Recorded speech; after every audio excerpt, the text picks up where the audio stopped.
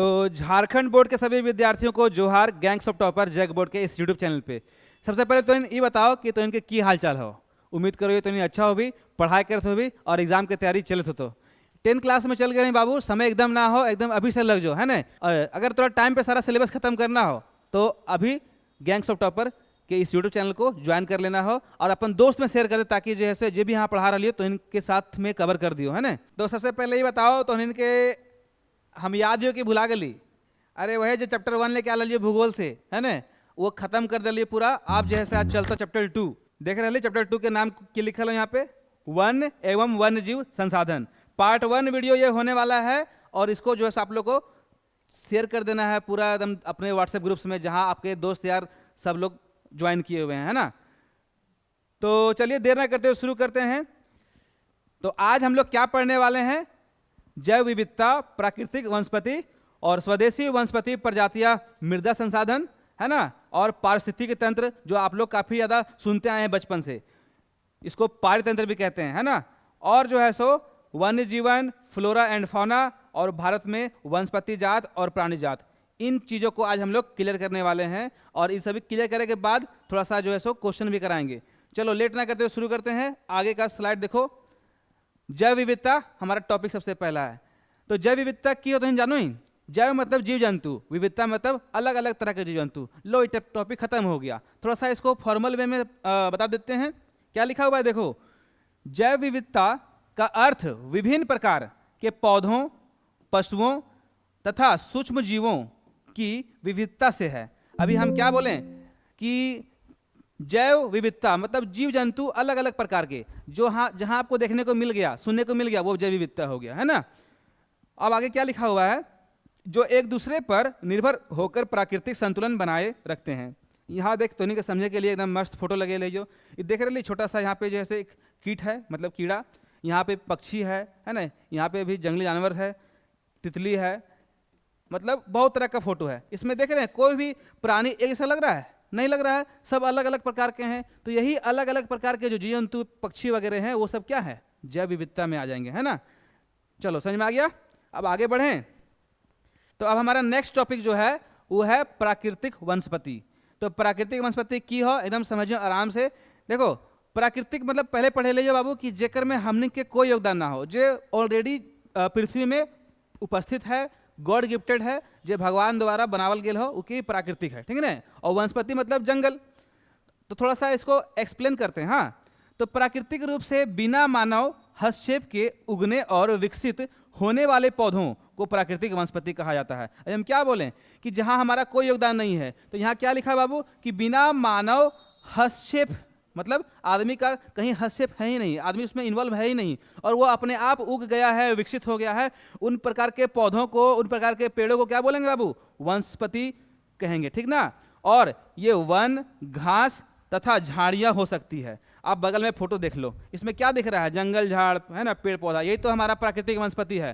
तो प्राकृतिक वनस्पति, अगर तू बाहर जो अपन जंगल उंगल में घूरे ले देख, है ना, जे थोड़ा हरियाली नजर आ रहा, पेड़ पौधा, है ना, घास फूस, झाड़ी, जंगल, सब की हो प्राकृतिक वनस्पति। और कुछ ना हो, और कुछ अगर में समय ना हो कि, अगर समय ना हो तो कमेंट करिए, समझा देवो, ठीक।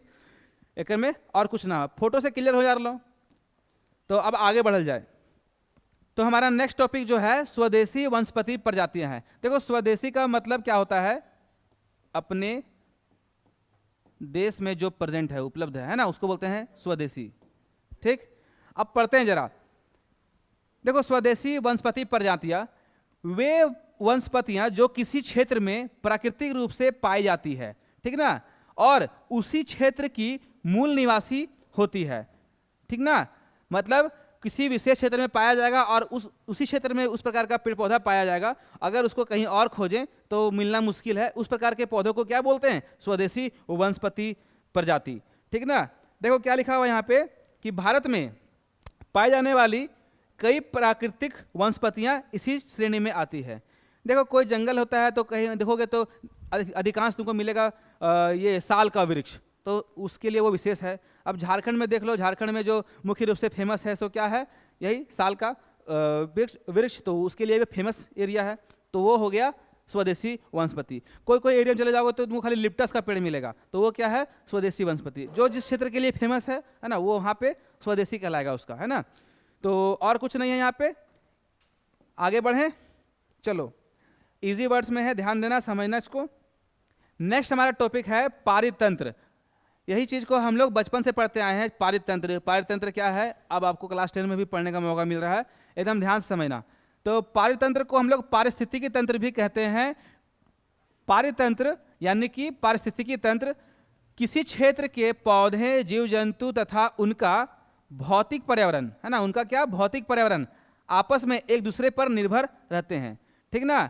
मतलब कोई क्षेत्र ले लो, कोई देश ले लो, कोई जगह ले लो, वहाँ के पेड़ पौधे होंगे, जीव जंतु होंगे, क्या होंगे, वो एक दूसरे पर अपने ऊपर आश्रित होते हैं, एक दूसरे पर आश्रित होते हैं, है ना। और उनकी जो पर्यावरण होती है उन्हीं से वो चलती है। इन सभी के इन सभी के पारस्परिक संबंधों से पारितंत्र का निर्माण होता है। मानव भी इस तंत्र का एक महत्वपूर्ण भाग है। सिंपल से बात समझो, एक ऐसा क्षेत्र जहाँ पेड़ पौधा, जीव जंतु, मनुष्य एक दूसरे से क्या करता है, निर्भर रहता है, वो हो गया पारितंत्र, है ना। यहाँ एक देखो छोटा सा पिक्चर दिखाया गया है, छोटा सा यहाँ पे समझना, ये एक तरह का चक्र है ना। इसको हम लोग बोलते हैं खाद्य श्रृंखला भी बोलते हैं, इसको फूड चेन कहते हैं ना इंग्लिश में। ये क्या है देख रहे हो, ये प्राथमिक उत्पादक है, यानी कि घास। घास को कौन खाएगा, ये प्राथमिक उपभोक्ता। सबसे पहले खाने वाला कौन है, ये प्राथमिक उपभोक्ता, जो कि एक कीड़ा है ना। उसके बाद अगर इसको अगर अपना आहार बनाएगा तो कौन बनाएगा, ये पक्षी, द्वितीयक उपभोक्ता आ जाएगा, मतलब सेकेंड कंज्यूमर, है ना। उसके बाद अगर इसको अपना कोई आहार बनाएगा, भोजन बनाएगा, तो कौन बनाएगा, ये तृतीयक उपभोक्ता, जो कि देख रहे हो, ये लोमड़ी या सियार हो सकता है। उसके बाद इसको अगर कोई अपना भोजन बनाएगा, अपना आहार बनाएगा, तो वो कौन है बाबू, वो है उच्च उपभोक्ता, चतुर्थ श्रेणी में रखा गया है इसको, जो कि बाघ है, ठीक ना। उसके बाद इसकी जब मृत्यु होगी तो वो क्या करेगा, वो मिट्टी में मिल जाएगा अपघटक के रूप में, इसको हम लोग बोलते हैं मिट्टी में मिल जाना, है ना, अपघटक बन जाएगा। उसके बाद फिर से ये चक्र शुरू होगा। तो ये कंटिन्यूसली जो चलता है, ये क्या है, एक प्रकार का पारिस्थितिकी तंत्र है। इसी से हमारा पर्यावरण संतुलित रहता है। इसके बिना पारिस्थितिकी तंत्र चलना बिल्कुल मुश्किल है ना। तो इस समझ में आ गया होगा। हम लोग भी क्या करते हैं, इसी में कहीं ना कहीं इसी खाद्य श्रृंखला में शामिल हैं, ठीक ना। तो इसको अब आगे बढ़ाएं, चलो आगे बढ़ाना पड़ेगा, क्योंकि आगे भी बहुत सारी चीज़ें हैं। अब देखो, आज का जो है सो सबसे इम्पोर्टेंट चीज़ है जंगल, पेड़ पौधा, जानवर, इसी पे सारा टॉपिक है, ठीक ना। और अभी जो हम लोग पढ़ने वाले हैं वो वन्य जीवन पढ़ने वाले हैं। वन्य जीवन का अर्थ क्या है समझना, वे सभी जो जीव जंतु हैं प्राकृतिक वातावरण में, जैसे जंगल, पर्वत, घास भूमि तथा जलाशयों में निवास करते हैं, है ना, वन्य जीवन कहलाते हैं। समझ में लो, यहाँ की लिखल है कि वे सभी जीव जंतु हैं या फिर प्राकृतिक वातावरण में रहते हैं। जैसे जंगल में तो रक्की मिलता है, हाथी मिलता है ना, शेर मिलता, हिरन मिलता है ना, लकड़ बघा मिलता, गेंडा मिलता, जे जैसे जानवर हो सब कुछ ही है जंगल में रहने वाला, पर्वत में रहने वाला, है ना, घास भूमि में रहने वाला, मिट्टी में, ये जलाशय में रहने वाला, मछली, केकड़ा, है ना, मगरमच्छ वगैरह इत्यादि। यहाँ पे जगह नहीं, हम 4 फोटो दिए। ऐसे ऐसे कई सारे जानवर हैं जो आपका जंगल में, पर्वत में, है ना, समुद्र में, सभी जगह पाया जाता है। यानी कि जलाशय जिसको बोलते हैं, समुद्र मतलब जलाशय, नदी, तालाब, समुद्र भी हो सकता है। तो इन सभी जगह पे जो पाए जाते हैं वो क्या हो गए, वन्य जीवन श्रेणी में आ जाएंगे। ये प्रकृति के संतुलन को बनाए रखने में महत्वपूर्ण भूमिका निभाते हैं। देखो, ये प्रकृति जो होता है ना, नेचर को ये बैलेंस करता है। क्या करता है, ये नेचर को क्या करते हैं, बैलेंस करने का काम करते हैं। तो नेचर बैलेंसिंग का काम किनका है, यही वन्य जीवन में रहने वाले सारे पशुओं का, ठीक ना। अब आगे बढ़ते हैं, मजा आ रहा है कि नहीं आ रहा है, ऐसा बताना। अब देखो, आगे का जो टॉपिक है वो फ्लोरा और फाउना है। देखिए, फ्लोरा की हो वो, फाउना की हो वो, कोई बड़ा चीज ना है। नाम से थोड़ा सा लग लो कि बाप रे कोची कह दल को, है ना। तो फ्लोरा एंड फाउना बहुत इजी चीज हो। देख, फोटो पहले समझाओ, यो पहले फोटो देखे, वो फोटो ये देख रही, एक से थोड़ा क्लियर हो गलो, पढ़े जोड़ते ना हो। देख ले, फ्लोरा मतलब पौधा, इसमें तुम पेड़ भी ले लो, कोई दिक्कत नहीं है। पेड़ पौधे को बोला गया है फ्लोरा, है ना, फ्लोरा बोला गया है। यहाँ देख लो, ये सब क्या है, पेड़ पौधे हैं, फूल है ना, इत्यादि सब क्या है, फ्लोरा है। क्लियर। और फाउना में जीव जंतु को लिया गया है, जीव जंतु। जैसे देखो यहाँ पे है ना, बाघ है, मोर है ना, यहाँ पे बारहसिंघा है, हाथी है, शेर है, ये बंदर है, बाज है, इत्यादि सब क्या है, फाउना। तो फ्लोरा एंड फाउना यही होता है बाबू लोग। पढ़ देते हैं थोड़ा सा जानकारी के लिए। देखो फ्लोरा को थोड़ा करते हैं, है ना। किसी क्षेत्र में पाए जाने वाले सभी प्रकार के पौधों को फ्लोरा कहा जाता है। देखो पौधों को फ्लोरा कहते हैं। कोई दिक्कत हो तो बताइए। फ्लोरा समझ में आ गया? चलो ठीक। अब देखो फौना। फौना जो होता है किसी क्षेत्र में पाए जाने वाले क्या, विभिन्न प्रकार के जीव जंतु। देखो हम गोल गोल कर दिए हैं। पौधा मतलब फ्लोरा और जीव जंतु मतलब फौना को फौना कहा जाता है। अब इसमें कुछ पढ़ने की जरूरत ही नहीं है, ठीक ना। अब आगे बढ़ें। चल उम्मीद कर रही हो कि यहाँ तक तुम्हें समझ में आ गए। तो अब आगे बढ़ावल जाए। नेक्स्ट जो हमने के टॉपिक हो भारत में वनस्पति जात और प्राणी जात। सब बाबू लोग ध्यान दियो का कि यहाँ से जो है ना बहुत ही इंपॉर्टेंट सवाल आओ एग्जाम में। और ये वाला जो देख रही ये तोहिन के लिए बहुत ही खोज खाज के ये वाला स्लाइड तैयार कर ली ताकि तोहिन के बेहतर समझा पा रही हो, है ना। तोहिन के बेहतर समझावे के लिए इस तरह से पूरा पिक्चर के साथ और ये पूरा लिख ले ताकि तोहिन मेन चीज के फोकस कर पाई। चल पहले पढ़ो तरह से समझ में, तो ठीक ना। कि लिखल हो कि भारत में वनस्पति जात और प्राणी जात। देखो भारत वनस्पति संपदा की दृष्टि से अत्यंत समृद्ध देश है। मतलब भारत में देखा जाए तो जंगल की कमी नहीं है, जंगल से पूरा ये समृद्ध है ना। जंगल से फैला हुआ है पूरा ये भारत पूरा। यहाँ लगभग देखो क्या लिखा हुआ है कि 47,000 से भी अधिक पौधे की प्रजातियां पाई जाती है। सुन लो बाबू लोग, पौधा की प्रजातियां कितनी है? 47,000 से भी अधिक है, ठीक ना। उसके बाद जिनमें से लगभग कितना है 15,000 जो है सो पुष्पीय पौधों की प्रजातियां स्वदेशी हैं। मतलब अपने देश की जो है लगभग 15,000 प्रजातियां जो है सो फूल वाले हैं। यानी फूल जैसे बोलते हैं ना, ये गुलाब फूल, उड़हुल फूल, है ना, चमेली फूल, कमल फूल, तो इस तरह के लगभग 15,000 फूल की प्रजातियां हैं। हम लोग को उतना गिनती भी नहीं आता होगा, हम लोग उतना नाम भी नहीं जानते होंगे, उतना है समझ लो, है ना।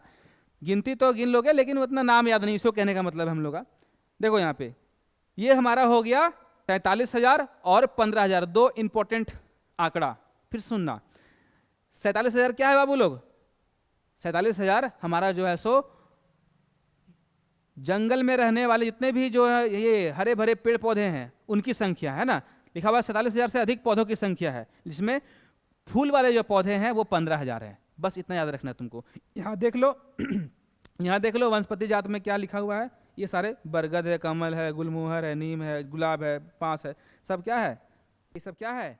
हमारा वनस्पति जात के पौधे हैं। अब यहाँ देखो इस वाले बॉक्स में थोड़ा ध्यान देना, इसमें भी इंपॉर्टेंट सा आंकड़ा हमने लिखा है ताकि तुम लोग को एग्जाम में छूटे ना, सारा सवाल आराम से कर लो। ऐसा क्वेश्चन आएगा यहाँ से तो ये आंकड़ा तुम लोग को याद करवा दें, ये मेरा जो है सो प्रयास है। ध्यान दो क्या लिखा हुआ है कि भारत का प्राणी जगत भी बहुत विविधतापूर्ण है। ये तो पौधों का बात किया ना, पौधों की संख्या लगभग 47,000 से ऊपर है, लेकिन यहाँ पे बात कर रहा है प्राणी जात मतलब जीव जंतु, है ना। पेड़ पौधे को साइड कर दो आप, क्योंकि पेड़ पौधे का ये वाला क्राइटेरिया था, ये पढ़ लिए। अब है सो हम लोग इसको पढ़ेंगे, थोड़ा सा समझना। यहाँ लगभग 81,000 से भी अधिक जीव जंतु की प्रजातियां पाई जाती है। जैसे हो गया हिरन, बंदर, है ना, भालू, ये सब जो जीव जंतु होते हैं, शेर, बाघ, चीता, जो भी है, इस प्रकार के जो जंतु है 81,000 से भी अधिक पाए जाते हैं, है ना, हमारे भारत के वन में। और यहाँ क्या बोला जा रहा है, इनमें लगभग 1200 पक्षियों और 2500 मछलियों तथा 60,000 से अधिक कीट पतंगों की प्रजातियां हैं। सुन लो, बहुत अच्छा यहाँ बताया गया है। 81,000 से अधिक क्या है? प्राणी जात यानी कि जीव जंतु। और उसमें बताया गया है कि लगभग 1200 पक्षी है, मतलब जो तोता है, मैना है ना, ये सब मोर है, ये सब लगभग 1200 से भी अधिक पक्षी की प्रजातियां हमारे देश में पाई जाती है। और उसके बाद मछलियों की 2500 से भी अधिक, ठीक ना। और लगभग 60,000 का जो है सो आंकड़ा है सो केवल कीट पतंगों, जैसे तितली हो गया, है ना, ये सब क्या बोलते हैं उसको, तितली हो गया, ड्रैगन फ्लाई हो गया, ये मधुमक्खी हो गया, है ना, इन सभी को, कॉकरोच जो हो गया, है ना, इन सभी को रखा गया किसमें? कीट पतंगों में।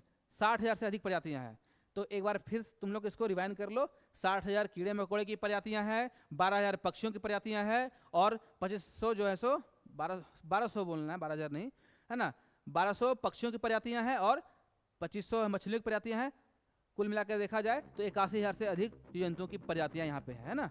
चलो अब आगे बढ़ें, इसको देख लो। यहाँ पे पक्षी में यहाँ पे लिखा हुआ है, एक बार फिर से हमने यहाँ बता दिया है ना, यहाँ भी देख लो और यहाँ भी देख लो। चलो अब आगे बढ़ें। तो आज क्या पढ़ेंगे हम लोग पहले जान लेते हैं। तो इनके आज हम की पढ़ाए वाला ही हो, तो इनकी जाने वाला है, ओकरा पहले जान ले ताकि पढ़े में थोड़ा मन लग जाए। टॉपिक थोड़ा सा पहले ही जान लेंगे, उसके बाद उस पर चर्चा करेंगे। सही रहेगा ना?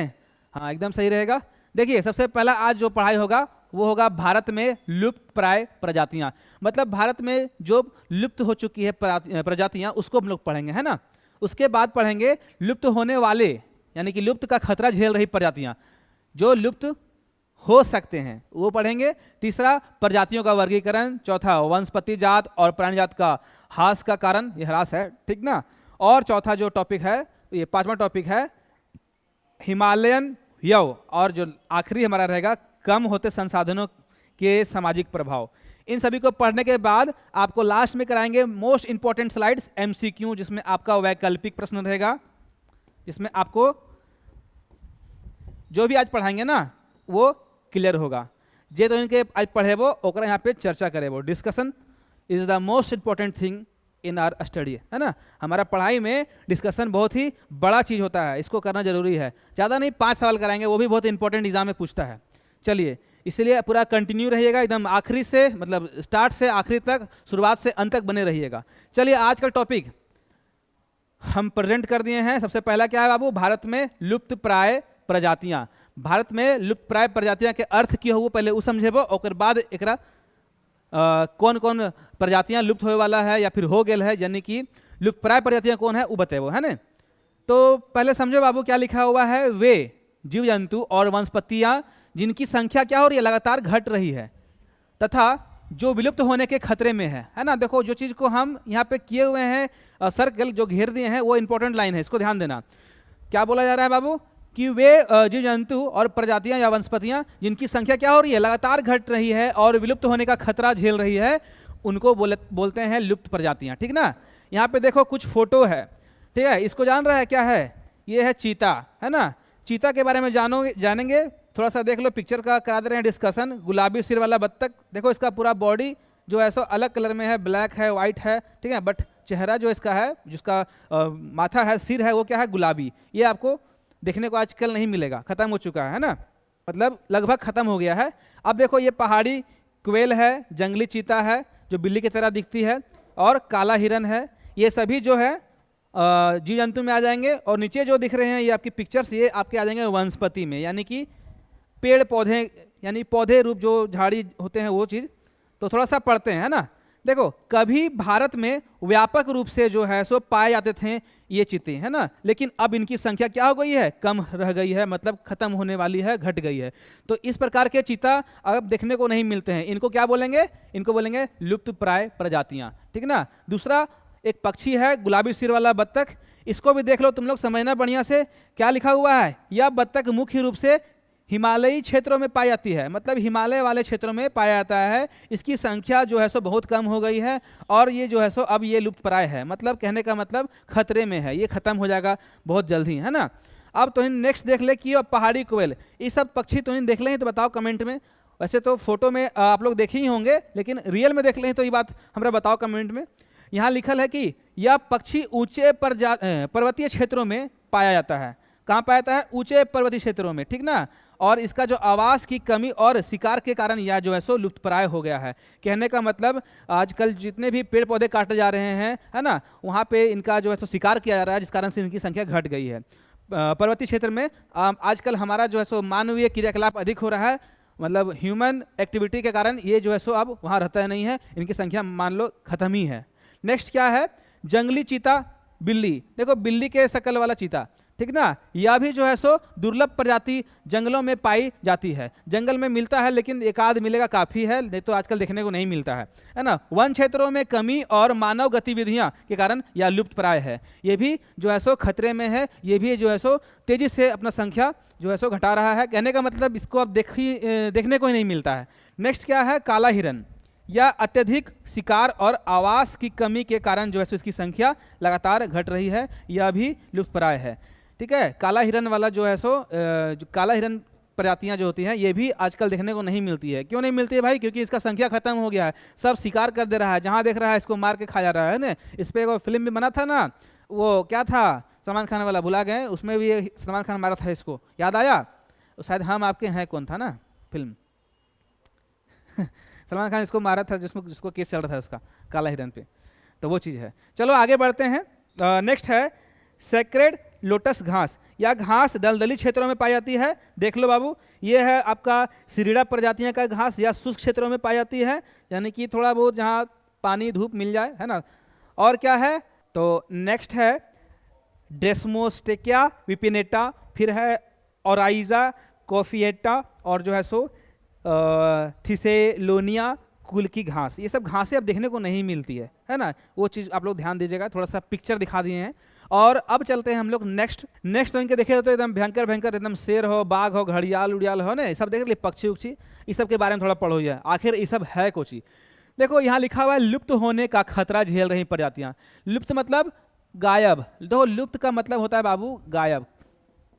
क्या? गायब, जो आजकल एकदम गायब ही हो चुकी है। तो लुप्त झेल रही प्रजातियां और गायब हो सकती है और झेल रही है, यही मतलब निकलता है ना कि झेल रही प्रजातियां, यानी कि अभी ये गायब नहीं हुआ है, गायब होने का खतरा झेल रही है, ये पढ़ेंगे। तो क्या लिखा हुआ है, लुप्त होने का खतरा झेल रही प्रजातियां में क्या आ जाएगा, भारत में अनेक जीव जंतु और पौधों की प्रजातियां विलुप्त होने के खतरे का सामना कर रही है। देखो पेड़ पौधे भी हैं और साथ में क्या है, जीव जंतु भी हैं। तो ये सब क्या कर रहे हैं बाबू, ये सब जो है सो लुप्त होने का जो है सो खतरा झेल रहे हैं। बड़े प्राणियों में स्तनधारियों की संख्या लगभग 79 प्रजातियों, पक्षियों की संख्या जो है 44 प्रजातियों, और सरीसृपों की जो संख्या है वो लगभग 15 प्रजातियों, तथा उभयचरों की संख्या 3 प्रजातियों संकटाग्रस्त मानी जाती है। इसके अतिरिक्त लगभग 1500 पेड़ जो होते हैं, यानी पौधे लिखा हुआ है, 1500 पौधे की प्रजातियों भी विलुप्त के खतरे में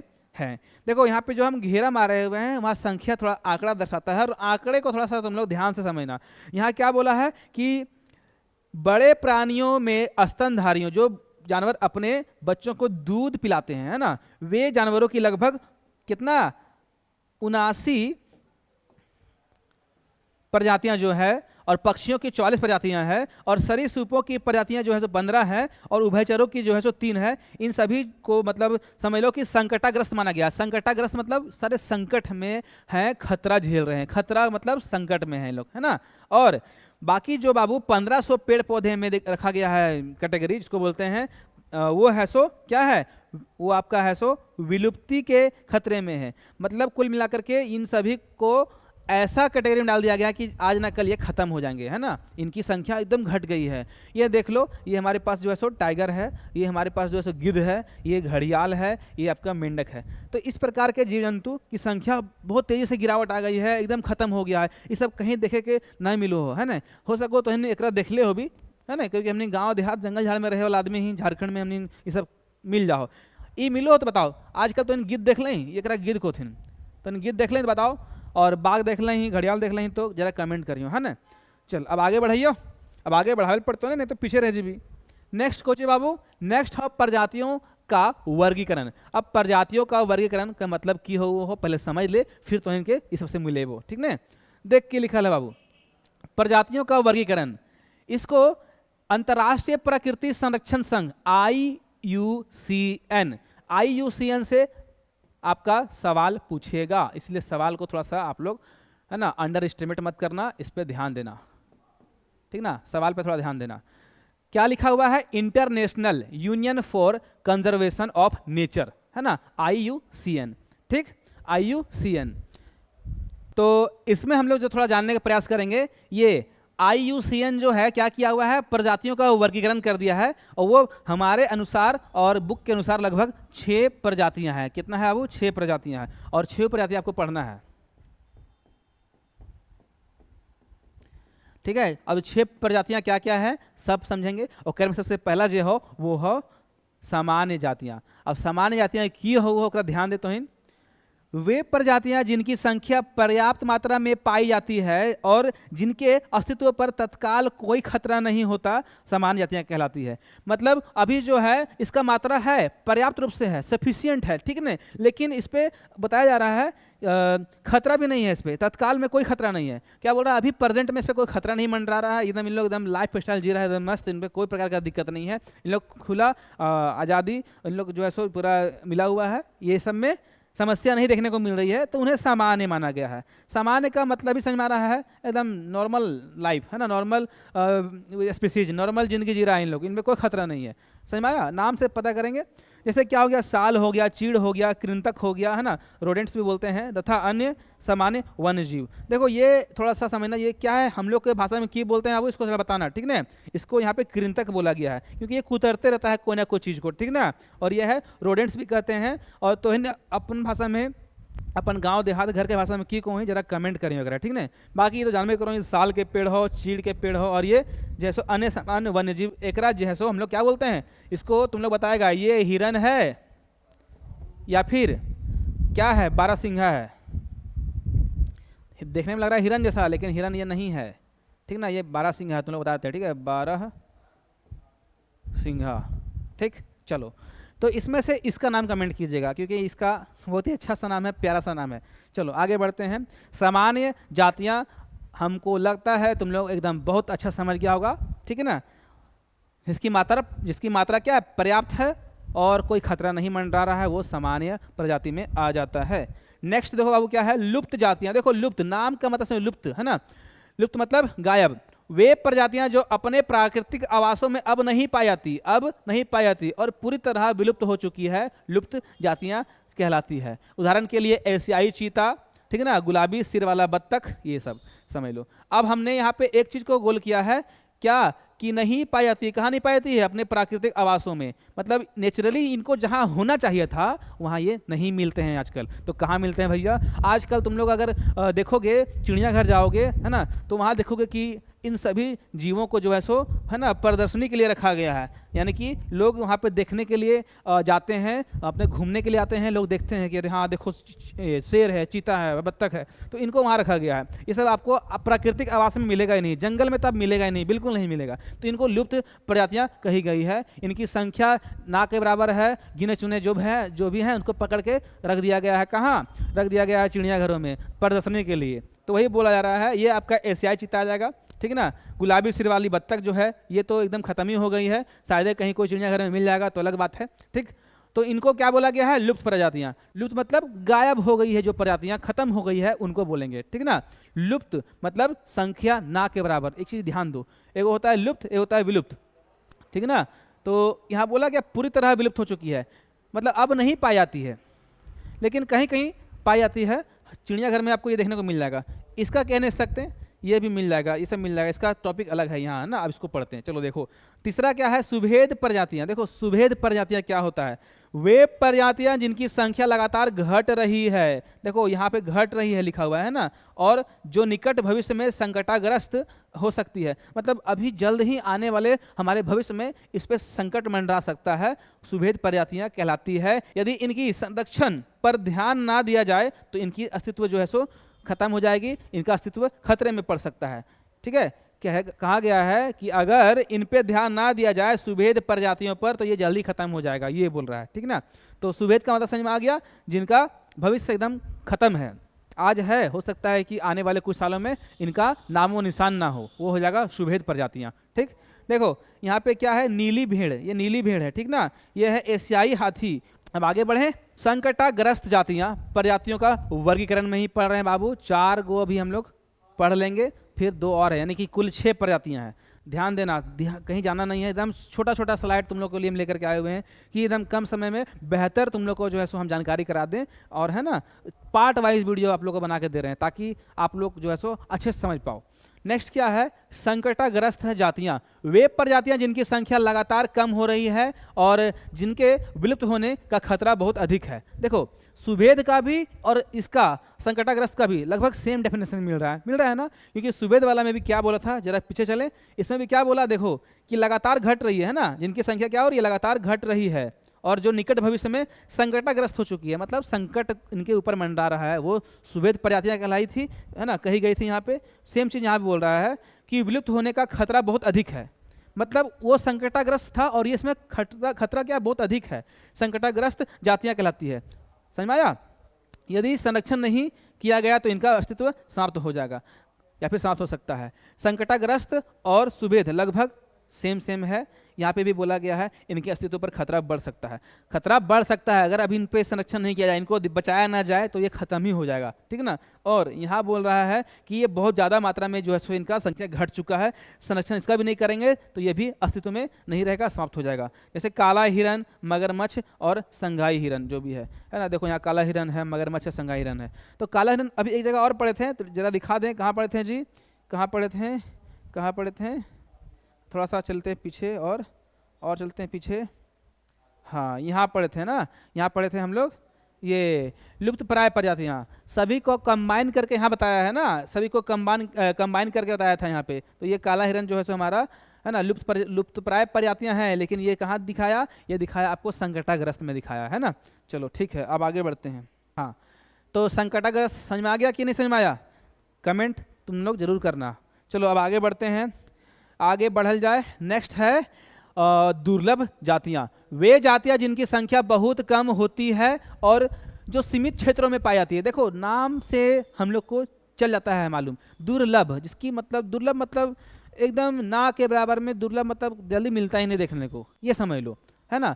दुर्लभ स्थिति में पाया गया जो जीव जंतु है उसको दुर्लभ जातियों में रखा गया है बाबू लोग। यहाँ बोल रहा है यदि इनके संरक्षण के लिए उचित कदम नहीं उठाए जाए तो यह भविष्य में जो है सो आपको संकटाग्रस्त जातियाँ की श्रेणी में आ सकती है और उसमें देखने को मिलेगा। ये सब जो है सो दुर्लभ हो चुकी है बाबू। हिम तेंदुआ, लाल पांडा और घड़ियाल, ये सब अभी भी जो है सो उपस्थित है हमारे जो है सो जंगलों में, हमारे जो इनके विशेष अनुकूल स्थान है वहाँ ये पाए जाते हैं, लेकिन इनकी संख्या क्या हो चुकी है, जो है सो कम हो चुकी है ना। एकदम दुर्लभ है, एकदम कम देखने को मिलता है। अगर सरकार और हम और हमारे जो भी वन विभाग इन पर ध्यान ना दें है ना, जो भी जैव संरक्षण अधिनियम के तहत इन पर अगर ध्यान ना दिया जाए, आपको पढ़ाएंगे जैव संरक्षण अधिनियम क्या होता है, इसमें इसी चैप्टर में पढ़ना है, ठीक ना।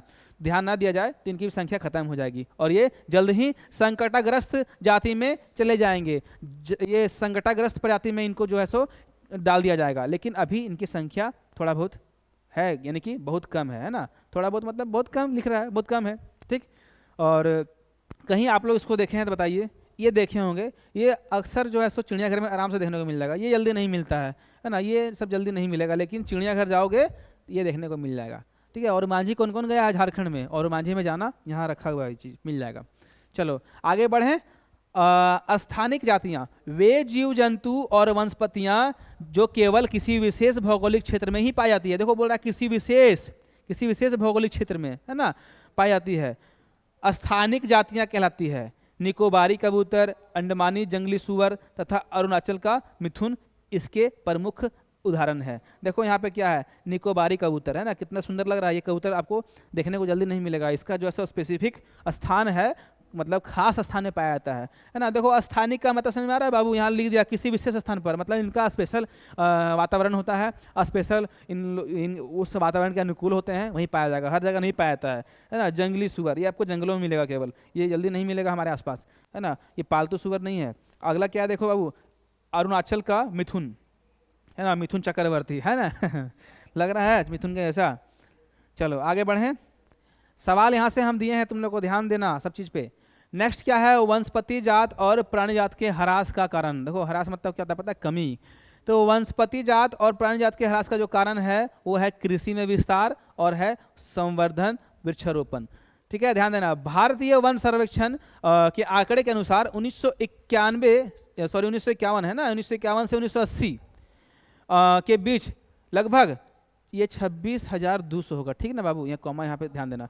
26,200 वर्ग किलोमीटर से अधिक के वन क्षेत्र को कृषि भूमि में बदल दिया गया है, और अधिकतर जो होता है जनजातीय क्षेत्रों में, विशेषकर पूर्वोत्तर और मध्य भारत में है ना, स्थानांतरित झूम खेती अथवा स्लेश और बर्न खेती चलते वनों की कटाई या निम्नीकरण हुआ है। देखो यहाँ बात क्या बोला हुआ है, 1951 से 80 के बीच में देखा गया है कि कृषि में विस्तार हो गया है, मतलब किसानी जो है सो बढ़ गया है ना। लोग ये क्या बोलते हैं इसको, अनाज उत्पादन, फसल उत्पादन में ज़्यादा ध्यान दे रहे हैं, क्योंकि देखो पॉपुलेशन बोलते हैं, तो अगर पॉपुलेशन बढ़ेगा तो जाहिर सी बात है कि उनको अनाज पानी भी चाहिए, उनको खाने के लिए अन्न चाहिए, तो कृषि तो होगा ही ना, कृषि होगा ही। तो कृषि में विस्तार हुआ है, कब से कब तक हुआ है बाबू? 1951 से 80 तक में, और अभी तो 2026 चल रहा है, अभी और हो गया होगा, एनसीईआरटी में पुराना डेटा दिया हुआ है ना। अभी तो हम 2026 में हम लोग आ गए हैं ना, तो अभी तक तो और कृषि बढ़ गया।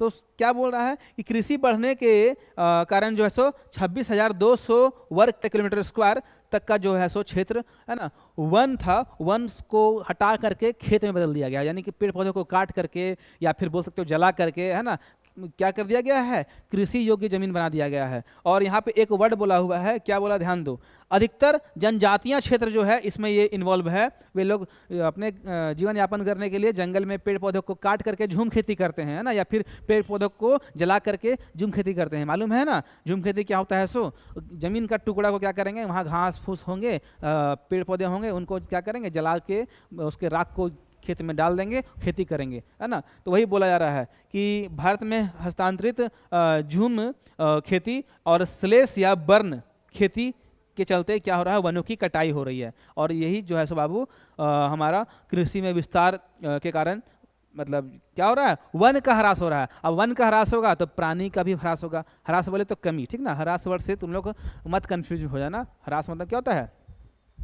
ये ह्रास है, ठीक ना, साफ से लिख दे रहे हैं, ये हा है, यहाँ पे ऐसे होगा ह्रास, 1 मिनट ऐसे, ह्रास इसका मतलब होता है कमी। तो जहाँ कमी वर्ड रहेगा उसको ह्रास समझ लेना, मतलब जहाँ ह्रास वर्ड रहेगा वहाँ कमी समझ लेना, ठीक ना। अगला जो टॉपिक है संवर्धन वृक्षारोपण। जब व्यावसायिक महत्व के किसी एक प्रजाति के पौधों का वृक्षारोपण किया जाता है तो इसे संवर्धन वृक्षारोपण कहते हैं, ठीक ना। और देखो यहाँ पर व्यावसायिक महत्व के लिए मतलब व्यापार के लिए, को ऐसा पेड़ पौधा जिससे क्या होता है? व्यापार होता है, बिजनेस होता है, उसके लिए अगर जो भी पेड़ पौधे लगाए जाते हैं ना उसको क्या बोलते हैं? संवर्धन। भारत के कई भागों में संवर्धन वृक्षारोपण किया गया ताकि कुछ चुनिंदा प्रजातियों को बढ़ावा दिया जा सके। इससे अन्य प्रजातियों का जो है सो उन्मूलन हो गया है ना। तो संवर्धन वृक्षारोपण का मतलब होता है व्यावसायिक मामले के लिए, अगर हमको व्यापार करना है, बिजनेस करना है, मान लो कि जो हम लोग बोलते हैं ना साल का वृक्ष, लिप्टस का वृक्ष, है ना, पेड़ जिसको बोल रहे तुम लोग, पाइन ट्री, है ना, इन सभी को बहुत ज़्यादा बिजनेस में इन्वॉल्व किया गया है, मतलब व्यापार के लिए इन सभी का बहुत ज़्यादा उपयोग होता है, फर्नीचर बनाने के लिए। तो अब उस सब का रोपण होगा ही, तो वो संवर्धन वृक्षारोपण हो गया, ठीक ना। चलो अब वो सब पेड़ पौधों को लगाएंगे तो जाहिर सी बात है उन पेड़ पौधों में रहने वाले जो आवासीय जीव होते हैं वो तो ऑटोमेटिक आ जाएंगे, तो इनसे जो है सो ये एक फ़ायदा है। चलो आगे बढ़ें। वनस्पति जात और प्राणी जात के ह्रास के कारण जो है हमारा अभी चल रहा था ना, इससे पहले देखो इसमें थोड़ा सा एक बार हम आना चाहेंगे। वनस्पति जात और प्राणी जात में ह्रास के कारण क्या है बाबू? दो को बताएं। एगो कृषि में विस्तार के कारण जो है सो जंगल की कटाई हो जा रही है ना, और जो जंगल में जीव जंतु रहते हैं उनकी कमी आ जा रही है। दूसरा क्या है? संवर्धन वृक्षारोपण।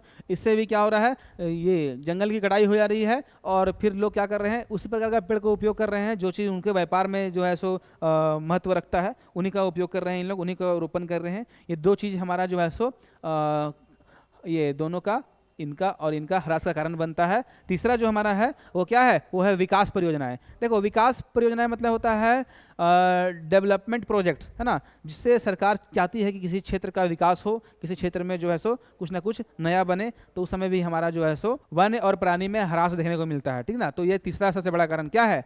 देखो आज़ादी के बाद बड़े पैमाने वाली कई विकास परियोजनाओं को मूर्त रूप दिया गया है। इससे जो है सो जंगलों को भारी क्षति का सामना करना पड़ा। 1952 है ना, 1952 से आज तक नदी घाटी परियोजनाओं के कारण जो है सो 5000 वर्ग है ना, 5000 वर्ग किलोमीटर से अधिक वनों का सफाया हो चुका है। देख ले बाबू, विकास परियोजना हो, सरकार विकास जहाँ करता हो वहाँ पेड़ करता हो। हम तो नहीं के पहले वाले भी लेक्चर में बता चुके लियो, जहाँ विकास करेगा, जहाँ मान लो कि बहुत बड़े लेवल पे बन रहा है हॉस्पिटल, बहुत लेवल पे बन रहा है कॉलेज, बहुत बड़े लेवल पे बन रहा है ये इंडस्ट्री वगैरह, है ना, फैक्ट्री वगैरह, कारखाना वगैरह, तो पेड़ पौधा तो कटबे करता है ना। तो वही चीज़ बताया है, विकास परियोजनाओं में दिखा गया है जो है सो 5000 वर्ग किलोमीटर से भी अधिक वनों को क्या कर दिया गया है? साफ कर दिया गया है, ठीक है।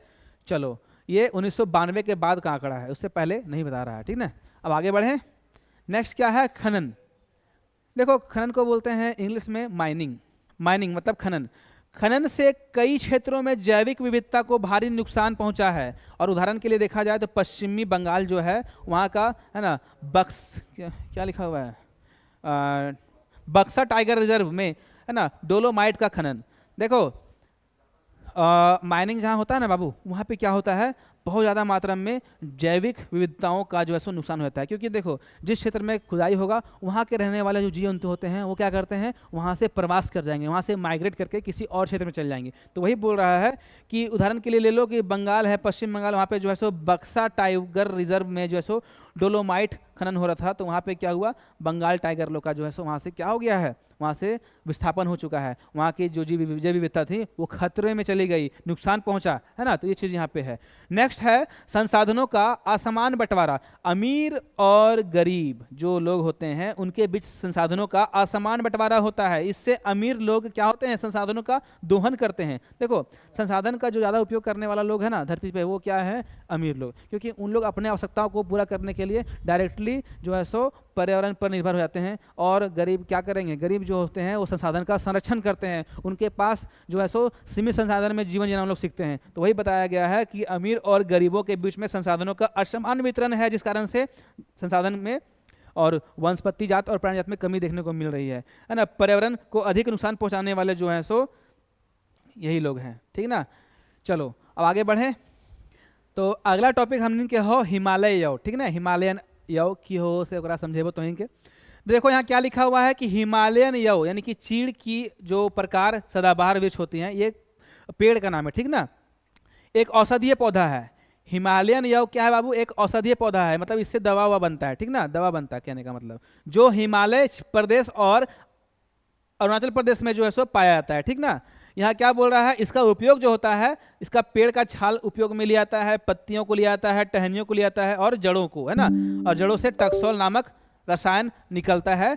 उसी से जो है सो कैंसर रोगों के उपचार के लिए दवा वगैरह बनाया जाता है। देखो क्या बोला हुआ है, पेड़ का छाल, पत्ती, टहनी और जड़ों से टक्सोल नामक रसायन निकाला जाता है। एग्जाम में यहाँ से सवाल बन सकता है कि बताओ कि हिमालयन यव जो है सो उससे किस प्रकार का रसायन निकाला जाता है, तो ये टक्सोल नामक रसायन, ठीक ना। चलो इसका नुकसान क्या हुआ ध्यान दो। हिमाचल प्रदेश देख लो और अरुणाचल प्रदेश देख लो, वहाँ पे क्या हो गया है, इन क्षेत्रों में यव हजारों संख्या में सूख गए हैं, मतलब खत्म हो गए हैं। हाँ तो ये था। चलो इसका जो है सब अगला पढ़ेंगे, कम होते संसाधनों के सामाजिक प्रभाव। देखो संसाधन कम होगा, समाज में प्रभाव पड़ेगा। अगर संसाधन बहुत मात्रा में है तभी संसाधन के अधिक होने से लोग क्या करेंगे, अपने आप में अच्छा फील करेंगे, बोलेंगे कि हमारे पास कोई चीज़ की कमी नहीं है। और संसाधन खत्म होने लगेगा तब उन लोग को भी प्रभाव ये पड़ेगा कि हमारे पास ये कमी है वो कमी है। मतलब आदमी जो है वो अपने इच्छा के अनुसार संसाधन का उपयोग करता है। ज़्यादा है तब उसका कदर नहीं, कम है तो उसका अफसोस करेगा। ये चीज़ कहने का मतलब मेरा था, ठीक ना। तो संसाधन कम हो रहा है, सामाजिक प्रभाव जो है सो क्या हो रहा है, थोड़ा उसको जानेंगे।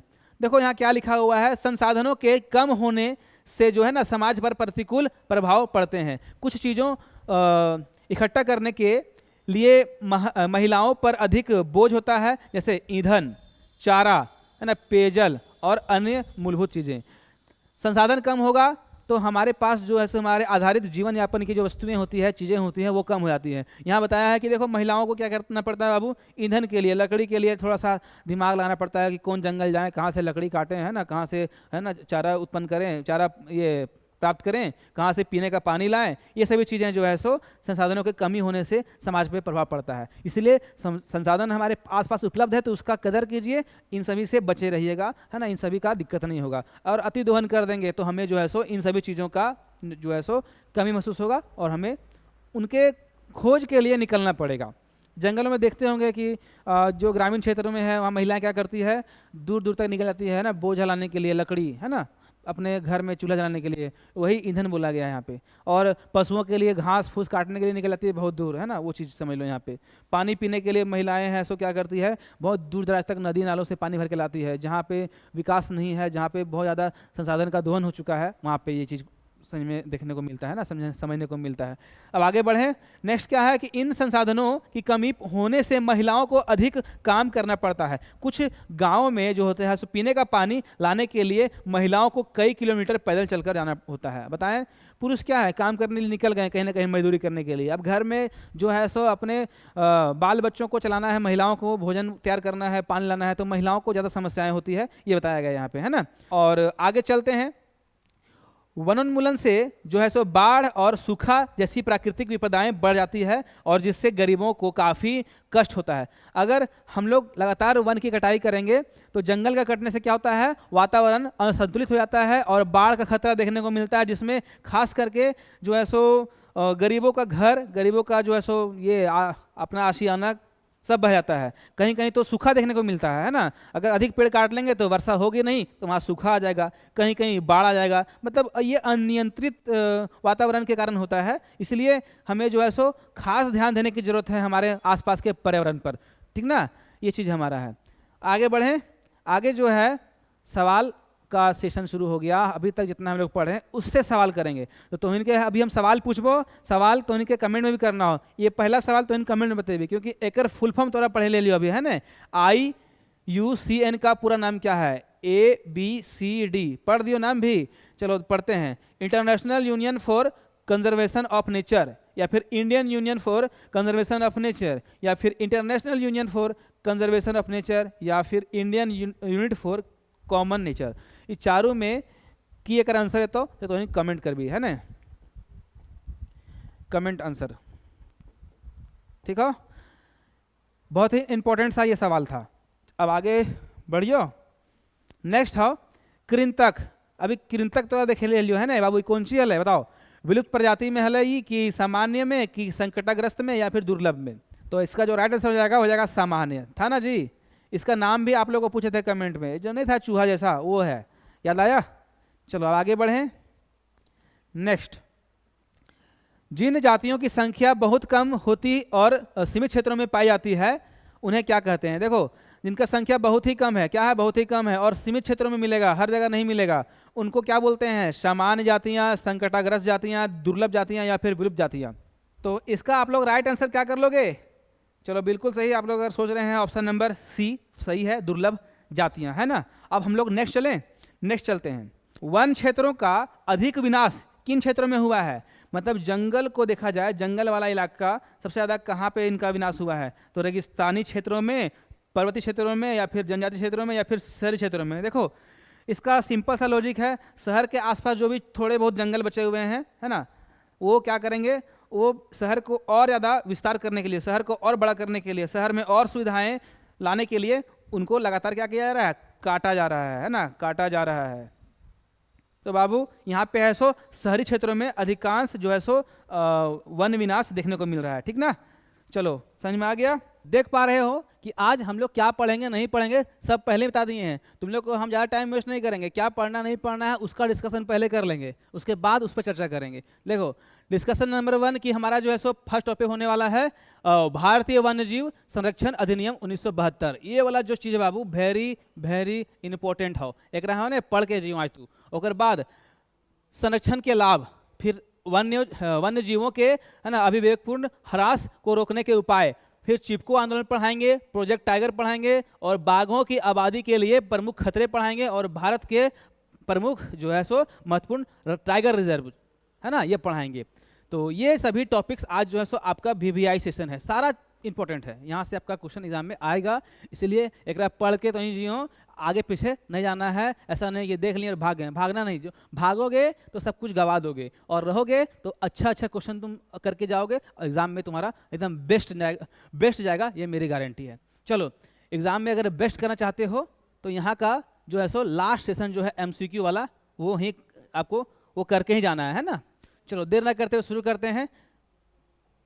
आज का देखो सबसे पहला टॉपिक है भारतीय वन्यजीव संरक्षण अधिनियम 1972, ठीक है ना। भारतीय वन्यजीव संरक्षण 1972, ये 1972 क्या है बाबू सब बताएंगे। उससे पहले समझना है आपको वन्यजीव संरक्षण, इस टॉपिक पर चर्चा करेंगे।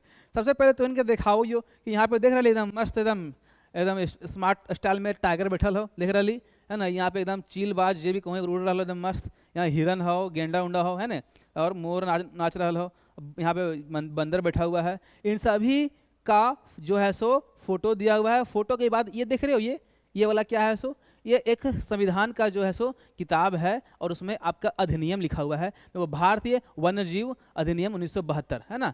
ये भारत सरकार के द्वारा जो है सो कोई ना कोई अधिनियम पारित किया गया है इन सबों पर, तो उसको चर्चा करेंगे। तो चर्चा करने के पहले हम आपको इन सभी से मिला दे रहे हैं, ये सब हमारे जो है सो रोल मॉडल है, ये सब हमारा जो है इस चैप्टर के कैरेक्टर्स हैं, इन पे हम लोग डिस्कशन करेंगे, है ना।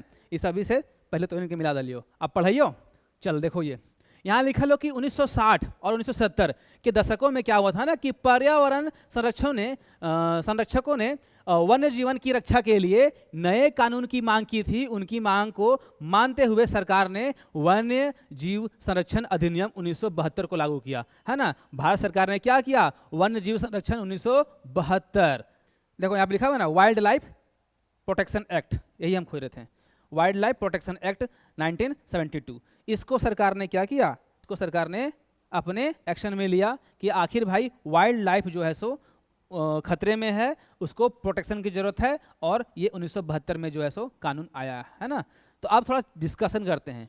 तो सबसे पहले एक बार फिर से रिपीट कर दो कि ये भारतीय वन्य जीव संरक्षण अधिनियम 1972 की हो, तो याद रखना बाबू कि 1960 और 70 के दशक में जो भी पर्यावरण के संरक्षक लोग थे, जो पर्यावरण को सुरक्षित रखना चाहते थे, मतलब समझ लो कि फॉरेस्ट विभाग लोग, है ना, उन्होंने क्या किया, उन्होंने नए कानून की मांग की थी कि देखो सर कि हमारा जो है सो उनका डिमांड था गवर्नमेंट से कि सर हम लोग जंगली जानवर को और पेड़ पौधों को तभी बचा पाएंगे जब उसका एक अच्छा मजबूत कानून लागू होगा। कानून नहीं रहेगा तो हम लोग जो है सो सही से बचा नहीं पाएंगे, क्योंकि देखो लोग जो है सो क्या करते हैं, कानून से डरते हैं। अगर कानून को तोड़ेगा तो उसको सजा मिलेगा, उस पर कार्रवाई किया जाएगा, तो कानून का होना बहुत ही अनिवार्य हो जाता है। इसलिए जो है सो इनका पर्यावरण संरक्षकों का मान था क्या कि हमें जो है सो एक मजबूत कानून दे दो जिसमें हम क्या करें, भारत के जंगल को और उनके जानवरों को जो है सो बचा सकें, है ना, शिकार से, पेड़ उड़ कटने से बचा सकें। तो वही 1972 में लागू किया गया था। अब थोड़ा समझते हैं उद्देश्य इसका क्या था। देखो इसमें थोड़ा तुम लोग को क्लियर हो जाएगा।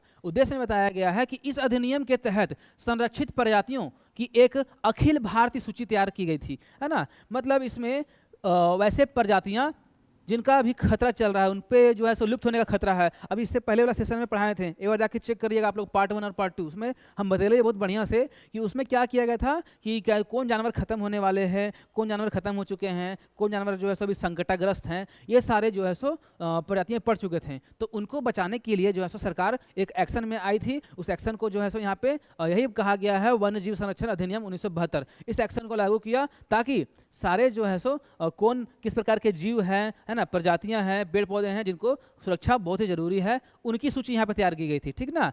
बची हुई संकटाग्रस्त प्रजातियों के शिकार पर पाबंदी लगाई गई थी, है ना। यहाँ लिखा हुआ है ना कि इसका उद्देश्य क्या था। यहाँ उद्देश्य था प्रजातियों की सूची को तैयार करना और जो संकटाग्रस्त हैं उनका शिकार पर पाबंदी लगा देना था, और वन्य जीवन के व्यापार पर रोक लगाया गया। यानी कि जो भी जंगली जानवर होते हैं, जंगली पेड़ पौधे होते हैं, उनकी कटाई और जानवरों की शिकार, है ना, शिकार की जो व्यवस्था थी उस पर जो है सो रोक लगा दिया गया था। क्योंकि देखो जंगल के पेड़ पौधे को काट करके बड़ा बड़ा बिजनेस किया जाता है, ठीक ना। और बाकी जो है सो जंगली जीव जो है उनको मार करके उनके चमड़ी से बहुत तरीके का जो है सो लेदर का प्रोडक्ट बनाया जाता है और उससे बिजनेस किया जाता है। तो यानी कि वन्य जीवन व्यापार पर पाबंदी लगाने के लिए भी ये कानून को लाया गया था। और क्या लिखा हुआ है कि वन्य जीवन के आवास को कानूनी सुरक्षा प्रदान की गई थी। मतलब जंगल में रहने वाले जितने भी जो है प्रजातियां हैं, जंगल उनका आवास होता है, तो उन पर जो है सो सुरक्षा प्रदान करने के लिए भी ये अधिनियम पारित किया गया था। और कई केंद्रीय सरकार व राज्य सरकारों ने राष्ट्रीय उद्यान और वन्य जीव पशु विहार स्थापित किए। मतलब ये जानवरों को सुरक्षा देने के लिए उन्होंने क्या किया, राष्ट्रीय उद्यान और जो बोलते हैं ना उसको पशु विहार, मतलब चिड़ियाघर वगैरह, है ना, और ये स्थापित किया गया था ताकि जो है सो जानवरों को बचाया जा सके। और जो है सो और यहाँ पे लिखा हुआ है कुछ खास जानवरों की सुरक्षा के लिए कई प्रोजेक्ट शुरू किए गए, जैसे प्रोजेक्ट टाइगर, है ना। जो खास प्रकार के जानवर हैं, जैसे मान लो तुमको कोई पूछेगा कि भारत का राष्ट्रीय पशु क्या है, अब बताना कमेंट में कि भारत के राष्ट्र पशु की हो, अगर कमेंट में तुमने बतेबी। अब जो भी है उसको तुम लोग देख लो, है ना, समझ में आ गया होगा। तो उसके सुरक्षा के लिए भी प्रोजेक्ट टाइगर जैसे ये थी, क्या बोलते हैं उसको, सुरक्षा, प्रोजेक्ट टाइगर जैसे सुरक्षा अधिनियम को भी लागू किया गया, ताकि जो है सो जो हमारे भारत का धरोहर है, भारत का जो पहचान है, उसको बचाया जा सके। चलो बता देते हैं, भारत का जो पहचान है ना, वो क्या है पता है, बाघ, टाइगर, है ना, जानते ही हो, tiger project tiger, sorry project tiger बोलते हैं उसको, बाघ परियोजना। तो बाघ हमारे भारत का जो है बाबू क्या है, वो हमारा धरोहर है, हमारा राष्ट्रीय पशु है। अगर यही भारत में गायब हो जाएगा तो हमारे भारत का पहचान किससे होगा। इसलिए सरकार ने क्या किया, जो है सो प्रोजेक्ट टाइगर जो है सो योजना लाया था, ताकि जानवरों को बचाया जा सके, लेकिन उसमें से टाइगर को भी जो है सो राष्ट्रीय धरोहर के रूप में जीवित रखा जा सके, उसको भी जो है सो बचाया जा सके। इसलिए प्रोजेक्ट टाइगर जैसे योजनाओं को लाया गया था भारत में। इसको भी पढ़ाएंगे, टेंशन ना लो। बाकी आगे बढ़ें, ये सब पहले ऑलरेडी हो चुका है पिछले वाले वीडियो में, इसको हम नहीं पढ़ाते हैं। हाँ, तुम लोग देख लेने के बाद जा करके। देखो अब संरक्षण का लाभ, संरक्षण तो सरकार देने के लिए अधिनियम पारित कर दिया, लेकिन उसका लाभ क्या है। देखो संरक्षण से कई लाभ होते हैं। इससे पारिस्थितिकी की विविधता को बचाया जा सकता है, और इससे हमारे जीवन के लिए जरूरी मूलभूत चीज़ें जैसे जल, हवा, मिट्टी का संरक्षण भी होता है ना। अगर हम लोग अभी से संरक्षण करेंगे वन्य जीव और जंगली जानवरों को और जंगलों को, तो हमारा क्या होगा, ये जल, हवा, मिट्टी और इत्यादि हमारा पर्यावरण क्या है, मूलभूत रूप से हमारे जीवन के लिए जो है सो बचा के रखा जाएगा, भविष्य के लिए भी, है ना। यहाँ समझ में आया, पारिस्थितिकी को जो है सो यहाँ पे बनाए रखने के लिए ही संरक्षण जरूरी है। आगे देखो, सबसे पहले चीज़ क्या है कि संरक्षण के लाभ में हम लोग पढ़ते हैं कि सरकार ने संरक्षण के नज़रिए से सबसे पहला जो है सो आरक्षित वन को जो है सो परिचित कराया हम लोगों से, और इसको आप लोग को हम बताने के लिए थोड़ा पढ़ देते हैं क्या है आरक्षित वन। देखो देश में आधे से अधिक जो है वन, वो है ना आरक्षित वन घोषित किए गए हैं, जहाँ इसको जहाँ बोलेंगे, ठीक है, जहाँ तक वन और वन्य प्राणियों के संरक्षण की बात है, आरक्षित वनों को सर्वाधिक मूल्यवान माना जाता है। देखो देश के आधे से ज़्यादा जंगल जो है सरकार ने क्या किया है, आरक्षित वन घोषित कर दिया है बाबू, और बता दिए हैं कि वन और वन्य प्राणियों के संरक्षण की बात की जाए तो आरक्षित वनों को सर्वाधिक मूल्यवान माना गया है। मतलब सबसे जो वैल्यूएबल है वो कौन है, आरक्षित वन, है ना। अब देखो सरकार ने इसको ज़्यादा मतलब मान्यता दिया है, सो कहना है आरक्षित वन को। अब हम लोग थोड़ा सा आगे बढ़ते हैं, ये समझ में आ ही गया होगा। अब देखो सेकेंड क्या है, संरक्षित वन, इसको क्या बोलते हैं समझना। संरक्षित वन के समझे के लिए थोड़ा सा एक बार पढ़ दो जो, तो बताइए। वन विभाग के अनुसार, मतलब फॉरेस्ट डिपार्टमेंट के अनुसार, फॉरेस्ट डिपार्टमेंट बोल दो चाहे फॉरेस्ट विभाग बोल दो, उनके अनुसार देश के कुल वन क्षेत्र का 1/3, है ना, 1/3, 1/3 संरक्षित है ना। क्या बोला है, देश के कुल वन क्षेत्र का 1/3 हिस्सा संरक्षित है, और इन वनों को और अधिक नष्ट होने से बचाने के लिए इनकी सुरक्षा की जाती है। समझ में आया। जैसे क्या बोला है कि जंगल जो है ना, जंगल हमारा जो है सो लगभग, देखो कुल वन क्षेत्र का मतलब, थोड़ा सा मिटा दे, समझो फिर से, यहाँ एक इंपॉर्टेंट वर्ड बोला हुआ है, क्या बोला हुआ है, कुल वन क्षेत्र का 1/3, ठीक ना, हिस्सा जो है सो संरक्षित है। ठीक, अगर मान लो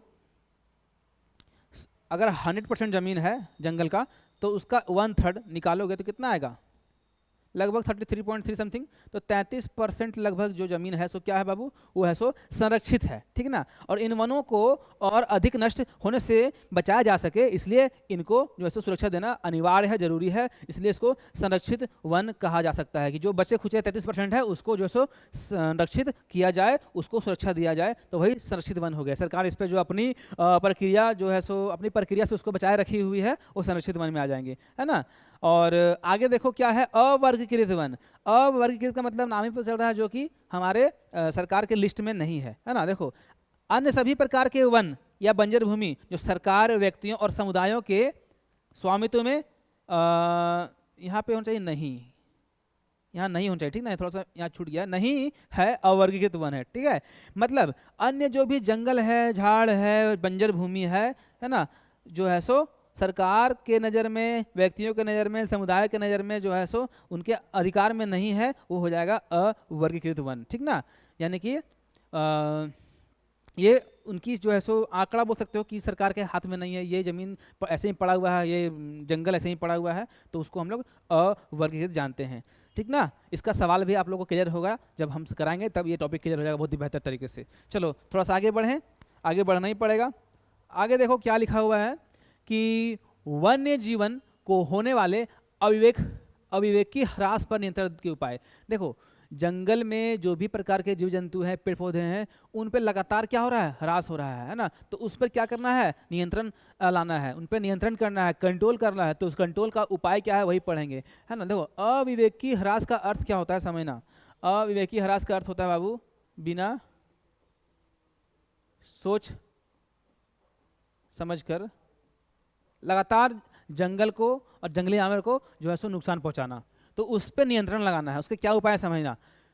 सरकार को चाहिए कि, है ना, सरकार द्वारा प्रभावी वन्य जीवन संरक्षण अधिनियम, सरकार क्या कर रही है, अपने स्तर से जो है सो वन्य जीवन संरक्षण अधिनियम पारित की हुई है, जिससे हम लोग जो है सो वन्य जीव को बचा सकते हैं, उनको संरक्षण दे सकते हैं, जंगल को, जंगली जीवों को संरक्षण दे सकते हैं। नेक्स्ट क्या है कि भारत सरकार ने लगभग 14 जैव, है ना, निचय जैव संरक्षण स्थल प्राणी जात व पादप जात हेतु बनाए हैं। देख रहे हो, मतलब 14 तरह के जो है उन्होंने जैव संरक्षण स्थल बनाए हैं सरकार ने। क्यों बनाए हैं, ताकि जो है सो जंगल बचे रहेंगे, तो जंगल बचे रहेंगे तो उनके अंदर जितने भी ये क्या नाम है, जंगल के अंदर पाए जाने वाले प्राणी जात, है ना।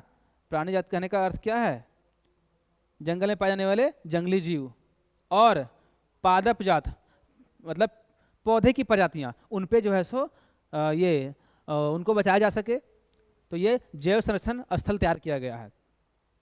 नेक्स्ट क्या है कि 1992 से भारत सरकार द्वारा कई वनस्पति उद्यानों को, है ना, वित्तीय एवं तकनीकी सहायता दी गई है। सरकार ने 1992 से क्या कर रहे हैं, सरकार ने क्या किया है, भारत सरकार द्वारा है सो कई प्रकार के वन्य उद्यानों, राष्ट्रपति वन्य क्या बोलते हैं इसको, वन्यस्पति, है ना। एक बार फिर से पढ़ते हैं इसको, क्या लिखा हुआ है, सन 1992 से भारत सरकार के द्वारा जो है सो वनस्पति उद्यानों को अपने जो है सो आर्थिक रूप से सरकार और तकनीक रूप से सरकार जो है सो क्या कर रहे हैं, उसको सहयोग दे रहे हैं, ताकि जितना ज़्यादा हो सके जंगली जानवरों को और पेड़ पौधों को बचाया जा सके, है ना, उनको अपने संरक्षण में लिया जा सके। तो वही बताया गया। तो वनस्पति उद्यान का मतलब होता है, पता है क्या, जो बड़ा बड़ा जो होता है, ये बड़े बड़े स्तर का जो पार्क होता है ना, जैसे राष्ट्रीय उद्यान सुना होगा, वही चीज़ है। तो वनस्पति उद्यान है। उद्यानों में क्या होते हैं कि जितने प्रकार के जो पेड़ पौधे होते हैं और जीव जंतु होते हैं, उनको एक बड़े एरिया में क्या किया है, एकदम कैप्चर करके सरकार उसको अपनी निगरानी में रखती है, ताकि जो है सो उस पर लगाम लगाया जा सके, उस पर उसको बचाया जा सके, उसको निगरानी में रखा जा सके, और लोग घूमने में जाते हैं। रांची का एक बहुत ही फेमस राष्ट्रीय उद्यान है ना, नाम बताना तुम लोग, अगर तुम लोग जानते हो, ठीक है, तो बता दे रहे हैं, जो है सो बिरसा मुंडा राष्ट्रीय उद्यान है, ठीक ना। वहाँ तुम लोग कभी गए होगे तो कमेंट करना। वहाँ भी बहुत बड़ा लेवल पर जो है सो जंगल है ना, बहुत बड़ा लेवल पर जो है सो पेड़ ही पेड़ है और जंगली जीव है। सबको क्या किया गया है, सबको है सो संरक्षण किया गया है, ताकि जो है सो उन्हें भविष्य के लिए भी बचाया जा सके। ठीक, तो ये चीज़ है। सरकार क्या कर रही है, उनको वित्तीय रूप से मतलब फाइनेंशियली और तकनीक रूप से, जो भी तकनीक है उससे सहायता दे रही है सरकार, ताकि जो है सो बचाया जा सके उन्हें। देखो बाघ परियोजना, गेंडा परियोजना, ग्रेट इंडियन, है ना, बस्टर्ड परियोजना तथा कई अन्य इको विकासिक, है ना, विकासीय पारिस्थितिकी विकासीय परियोजना शुरू की गई है। मतलब सरकार को, हमारे भारत सरकार को जिस चीज़ पे ज़्यादा मतलब खतरा नजर आ रहा है, वैसे जीवों पर जो है सो उन्होंने परियोजना तैयार कर दिया। मतलब जैसे मान लो कि अभी हम बोले टाइगर प्रोजेक्ट, है ना, सॉरी प्रोजेक्ट टाइगर उसको बोलते हैं, बाघ परियोजना, तो वो है क्योंकि बाघ हमारे भारत का जो है सो धरोहर है, और बाघ नहीं मिलेगा तो बहुत ही खराब बात हो जाएगा। कोई भी इंडिया आएगा और विदेशी इंडिया आएगा घूमने के लिए, आप बोलेगा क्या कि भारत का जो है सो नेशनल एनिमल हम सुने हैं जो है सो टाइगर है, या टाइगर मुझे दिखाओ, और टाइगर रहेगा नहीं इंडिया में, कहाँ से दिखाओगे। तो इसलिए सरकार ने क्या किया, टाइगर को दिखाने के लिए, टाइगर को सुरक्षा देने के लिए, उसको व्यवस्था देने के लिए एक परियोजना बना दिया, है ना। कौन परियोजना, तो बाघ परियोजना, ठीक है ना। टाइगर इसको इंग्लिश में बोलते हैं प्रोजेक्ट टाइगर। और फिर क्या किया कि गेंडा परियोजना है, गेंडा भी एक दुर्लभ प्रजाति हो गया है, गेंडा परियोजना बना दिया गया है। ग्रेट इंडियन, है ना, बस्टर्ड परियोजना हो गया। अन्य कई प्रकार के इको विकासीय परियोजना सरकार ने शुरू किया है, ताकि जो भी चीज़ खतरे में है उसे जो है सो भविष्य के लिए बचाया जा सके, और उस पर जो है सो कड़ी सुरक्षा और निगरानी दिया जा सके, है ना, वो चीज़ है। बाकी अभी हम दिखाएंगे फोटो वगैरह, टेंशन ना लो। नेक्स्ट क्या है कि 89 राष्ट्रीय उद्यान, 490 वन्य जीव अभ्यारण्य, है ना, और प्राणी उद्यान बनाए गए हैं। सरकार ने क्या किया है, इन सभी पर जो है सो नियंत्रण के उपाय मतलब लागू करने के लिए जो है सो 89 राष्ट्रीय उद्यान, 490 वन्य जीव अभ्यारण्य और प्राणी उद्यान बनाए हैं, है ना। नेक्स्ट क्या है कि इन सबके अतिरिक्त हम सभी को हमारे प्राकृतिक पारिस्थितिक व्यवस्था के महत्व को हमारी उत्तरजीविता के लिए समझना अति आवश्यक है। इसके अलावा समझना क्या बोल रहा है यहाँ पे, थोड़ा सा समझना फिर से। इन सभी अतिरिक्त हम सभी को हमारे प्राकृतिक पारिस्थितिक व्यवस्था के महत्व को हमारी उत्तरजीविता के लिए समझना अति आवश्यक है। सरकार ने तो इतने कदम उठाए हैं, लेकिन इनके अलावे भी जो है सो हमारा भी जो है सो कर्तव्य बनता है कि हम भी अपने प्राकृतिक पारिस्थितिक व्यवस्था को बनाए रखें और जो है सो हमारी आने वाली जो उत्तरजीविता है, हमारे जो जनरेशन है, उनके लिए भी जो है सो कुछ ना कुछ बचे, है ना। तो वो चीज़ है। तो इसको अब हम लोग जो है सो आगे करते हैं। जो भी चीज़ प्रॉब्लम होगा इसका सॉल्यूशन हमारा जो है सो क्वेश्चन में है दिया हुआ है, मतलब MCQ कराए हुए हैं, उसमें क्लियर कर देंगे। बाकी लगभग चीज़ तो समझ में आ ही गया है, क्या नहीं क्या नहीं है नियंत्रण के उपाय। लगभग 100 बात की एक बात, अगर नियंत्रण करना है तो सरकार को क्या करना होगा, योजना लाना पड़ेगा, है ना। तो उस योजना का नाम यहाँ पे दिया गया है। कोई भी जानवर है उसका परियोजना, जैसे मान लो कि अगर बाघ बचाना है तो बाघ परियोजना, है ना, गेंडा बचाना है तो गेंडा परियोजना, है ना, ऐसे करके समझ लो। तो उस जीव के नाम से परियोजना एक सरकार ने क्या किया है, लागू कर दिया, ताकि उस पर विशेष ध्यान दिया जा सके। तो अभी है जो हम लोग नेक्स्ट पढ़ने वाले हैं ना, वो क्या है, चिपको आंदोलन।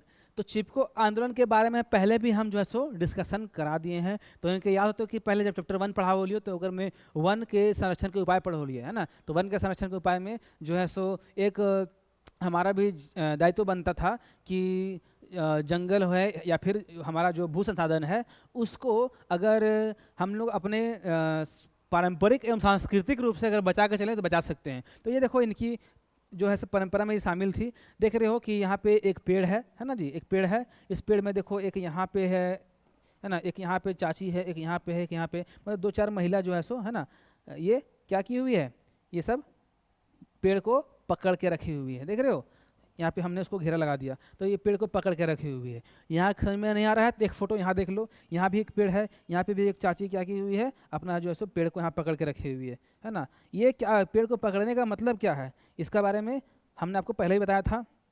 देखो यहाँ पेड़ पकड़ी हुई है, ये सब पेड़ है ना, ये भी देखो यहाँ पे कुछ लोग हैं, बहुत सारे लोग यहाँ पे हैं, बहुत सारे फोटो है, देखो यहाँ पे है, यहाँ पे है, यहाँ पे है ना।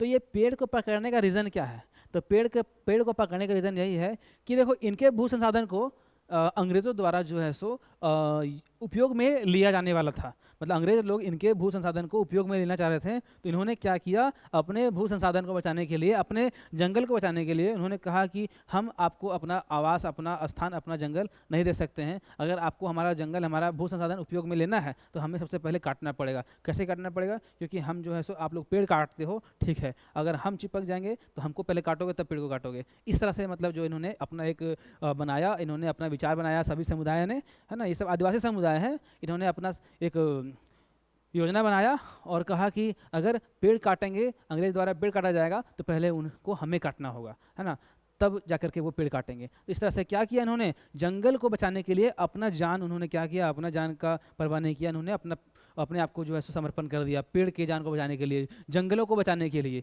तो ये हमारा जो है सो एक बहुत बड़ा ये है, क्या बोलते हैं उसको, ये बहुत बड़ा हमारे हम लोग के लिए सुझाव है कि अगर अपने जी जान से लग जाएं किसी को बचाने के लिए, तो कोई भी संसाधन को बचाने के लिए, तो दूसरा जरूरत नहीं कर सकता कि हमारे से वो छीन ले और हमारे संसाधन को वो उपयोग में ले ले। तो यहाँ पे अंग्रेजों को हार मानना पड़ गया इन लोगों के सामने, समझ में आया। तो वो चीज़ था। देखो यहाँ पे क्या है कि एक पर्यावरण रक्षा का आंदोलन था। देखो चिपको आंदोलन क्या है, एक रक्षा का आंदोलन था, है ना। किसका रक्षा का, तो पर्यावरण रक्षा का, है ना। यह भारत के उत्तराखंड राज्य में किसानों ने वृक्ष की कटाई का विरोध करने के लिए किया था, ठीक ना। यह आंदोलन तत्कालीन उत्तर प्रदेश के चमोली जिले में सन 1970 में प्रारंभ हुआ था। देख लो, ये इसकी जो शुरुआत हुई थी उत्तराखंड के राज्यों से हुई थी, ठीक है। तो उसी से मोटिवेट होकर के जो है सो उत्तर प्रदेश, वर्तमान में जो तुम लोग बोलते हो यूपी, है ना, शॉर्टकट में, तो यूपी में क्या किया लोगों ने, चमोली एक जिला है, वहाँ पे भी इन्होंने सेम चीज़ 1970 में अपनाया और अपने जंगलों को इस प्रकार से बचाया। इसको ही चिपको आंदोलन नाम दिया गया, यानी कि चिपक जाओ पेड़ से और चिपक के पेड़ को जो है सो बचाना है तो बचाना है। तो ये चीज़ था।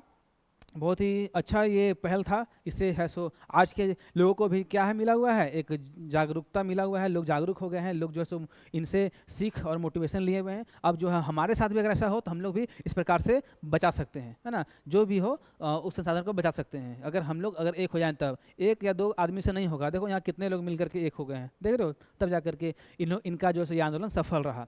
ठीक है, नेक्स्ट अब बढ़ते हैं। नेक्स्ट क्या समझो, इसमें एक चीज़ बता दें, देखो डेट याद रखना, डेट थोड़ा सा पीछे चलते हैं।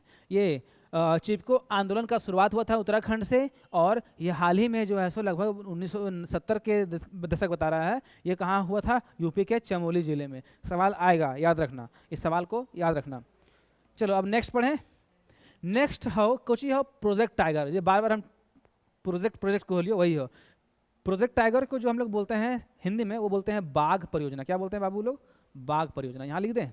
ये क्या है, ये बहुत ही इंपॉर्टेंट सा टॉपिक है, इससे सवाल आता है। और एकरा तो इनके एकदम हल्के दिमाग से पढ़ना हो, कोई ज़्यादा दिमाग ना लगाना हो। जो इंपॉर्टेंट हो ओकरा हम तो इनके बता दे रही हो कि कैसे याद करना हो, सीख ले।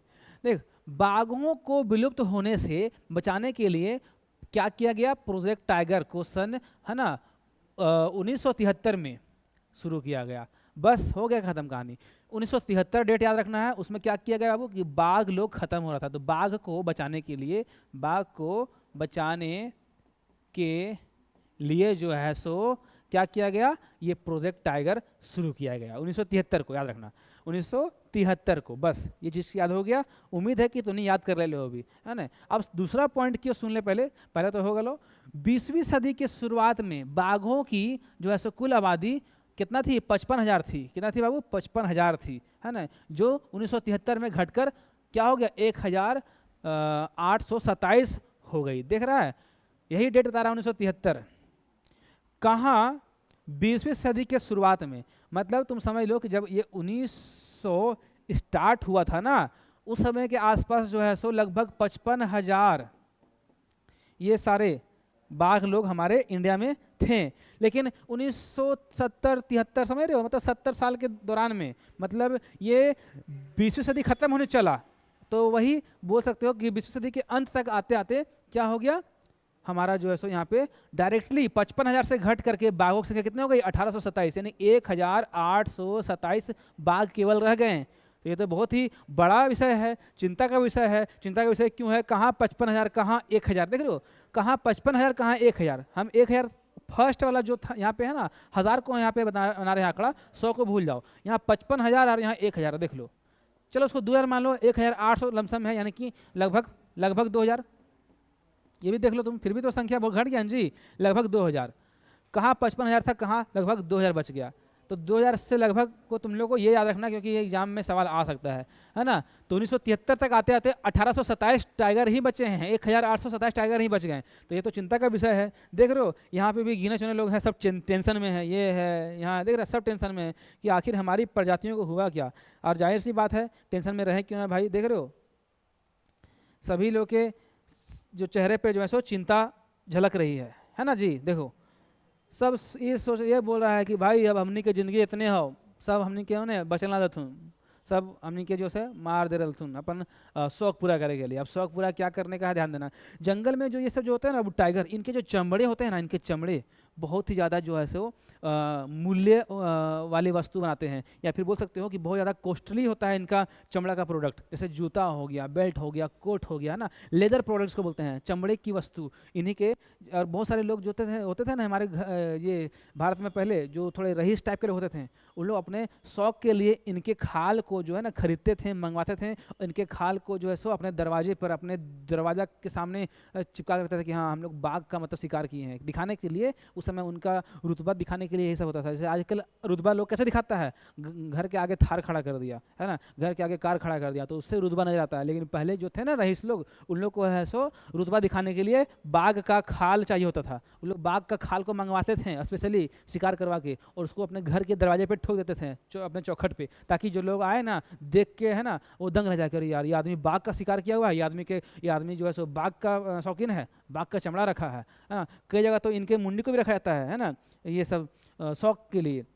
तो ये सब पहले की परंपरा में शामिल था। पहले के जो थे अमीर लोग, पहले के जो धनी लोग थे, वो सब बाघ के शौकीन हुआ करते थे। उन लोग बाघ के शिकार करने के लिए भी जंगल निकल जाते थे बंदूक लेकर के, है ना, ताकि उसको मार के लाएं और उसके चमड़ी को जो है सो अपने घर के दरवाजे पर टांग दें, दिखाने के लिए कि हम बाघ का शिकार किए हुए हैं। उनसे उसका रुतबा दिखता था, है ना। तो कहने का मतलब इनसे वो अपने आप को टाइगर फील करवाते थे कि हम भी बाघ हैं, है ना, इससे बड़ा बाघ हम हैं। मतलब पहले ज़माने के जो धनी लोग थे वो लोग अपने आप को बाघ की बोलते हैं ना, उसको क्या बोलते हैं जी, बाघ की उपाधि देने के लिए अपने आप को जो है सो इतना शिकार करते थे। इस तरह से इनकी संख्या ख़त्म हो गई। और फॉरेनर कंट्री में भी इनका बहुत डिमांड था पहले, क्योंकि बहुत तरह का प्रोडक्ट बनता है इनके हड्डियों से, है ना, इनके जो है सो डीएनए से बहुत तरीके का जो है सो दवा वगैरह बनाया जाता था। तो कहने का मतलब ये बहुत ज़्यादा शिकार के लिए जो है सो डिमांडिंग हो गया। तो धीरे धीरे सरकार इस पर क्या की, रोक लगा दी। तो वही है, अब जो भी कुछ बचा खुचा है प्रोजेक्ट टाइगर के तहत बचा खुचा है, ठीक ना। तो उम्मीद करते हैं कि ये टॉपिक समझ में आ गया होगा। और तो इनके हम एक बार फिर पूछ रहे क्वेश्चन में, है ना, कि कुल 19वीं सदी के शुरुआत में बाघ की संख्या कितना हल बाबू, तो 55,000, है ना। और उसके बाद 1973 आते थे की होगा घट करके, तो डायरेक्ट 1827, डायरेक्ट 1827, सीधे देख रहे हो, लगभग नहीं भी तो ये क्या बोलते हैं 54,000 का डिफरेंस लगभग है ना। 54 53,500 का लगभग डिफरेंस है, 53-54 का बोल सकते हो। यहाँ इसको हम थोड़ा सा दिखा दे रहे हैं ना। चलो आगे बढ़ें। नेक्स्ट हो कि बाघ की आबादी के लिए खतरे। देखो बाघ की आबादी के लिए खतरे क्या है, व्यापार के लिए शिकार। हम बोले ना कि पहले जो है सो बाघ का शिकार बहुत ज़्यादा होता था, और क्यों होता था, केवल और केवल व्यापार के लिए। लोग बाघ के खाल के लिए शौकीन थे। बाघ के खाल से जो भी वस्तुएं बनती थी, जैसे जूता, बेल्ट, कोट, है ना, चमड़े की वस्तुएं, उसके लिए भी जो लोग थे सो क्या थे, शौकीन थे। इसलिए बाघ का शिकार केवल और केवल व्यापार के लिए किया जाता था। और इनका जो है सो सिमटता आवास, देखो जैसे जैसे जंगल की कटाई होने लगी, जंगल में जब सारे शिकारी घूमने लगे, जितने भी लोग बाघ की तलाश में उनके शिकार में घूमते थे, धीरे धीरे जंगल को मतलब जंगल की कटाई शुरू कर दिए, इनका आवास सिमटता गया। जानवर लोग जो है सो जंगल से ये मनुष्य जहाँ रहते थे उनके कबीले में, उनके शहरों में आने लगे, तो ऑटोमेटिक वहाँ पे मरा गया वो, है ना। जंगल जो है, जंगल इनका आवास है, जंगल सिमट गया तो इनका आवास भी सिमट गया, और आवास सिमट गया तो यहाँ के जो जानवर है सो कहाँ आएंगे, रोड पे आ जाएंगे। अब रोड पे उनका शिकार तो होगा ही। अब क्या होता है कि फॉरेस्ट विभाग वाले लोग क्या करते हैं, पकड़ के डाल देते हैं ये अपने ना सुरक्षित वन में, जिसको बोलते हैं संरक्षित वन, उसमें डाल देते हैं। लेकिन पहले लोग शिकार कर लेते थे। पहले के जंगली जानवर अगर रोड पे आ गए ना तो उसको लोग मार देते थे, ठीक ना। तो ये चीज़ था।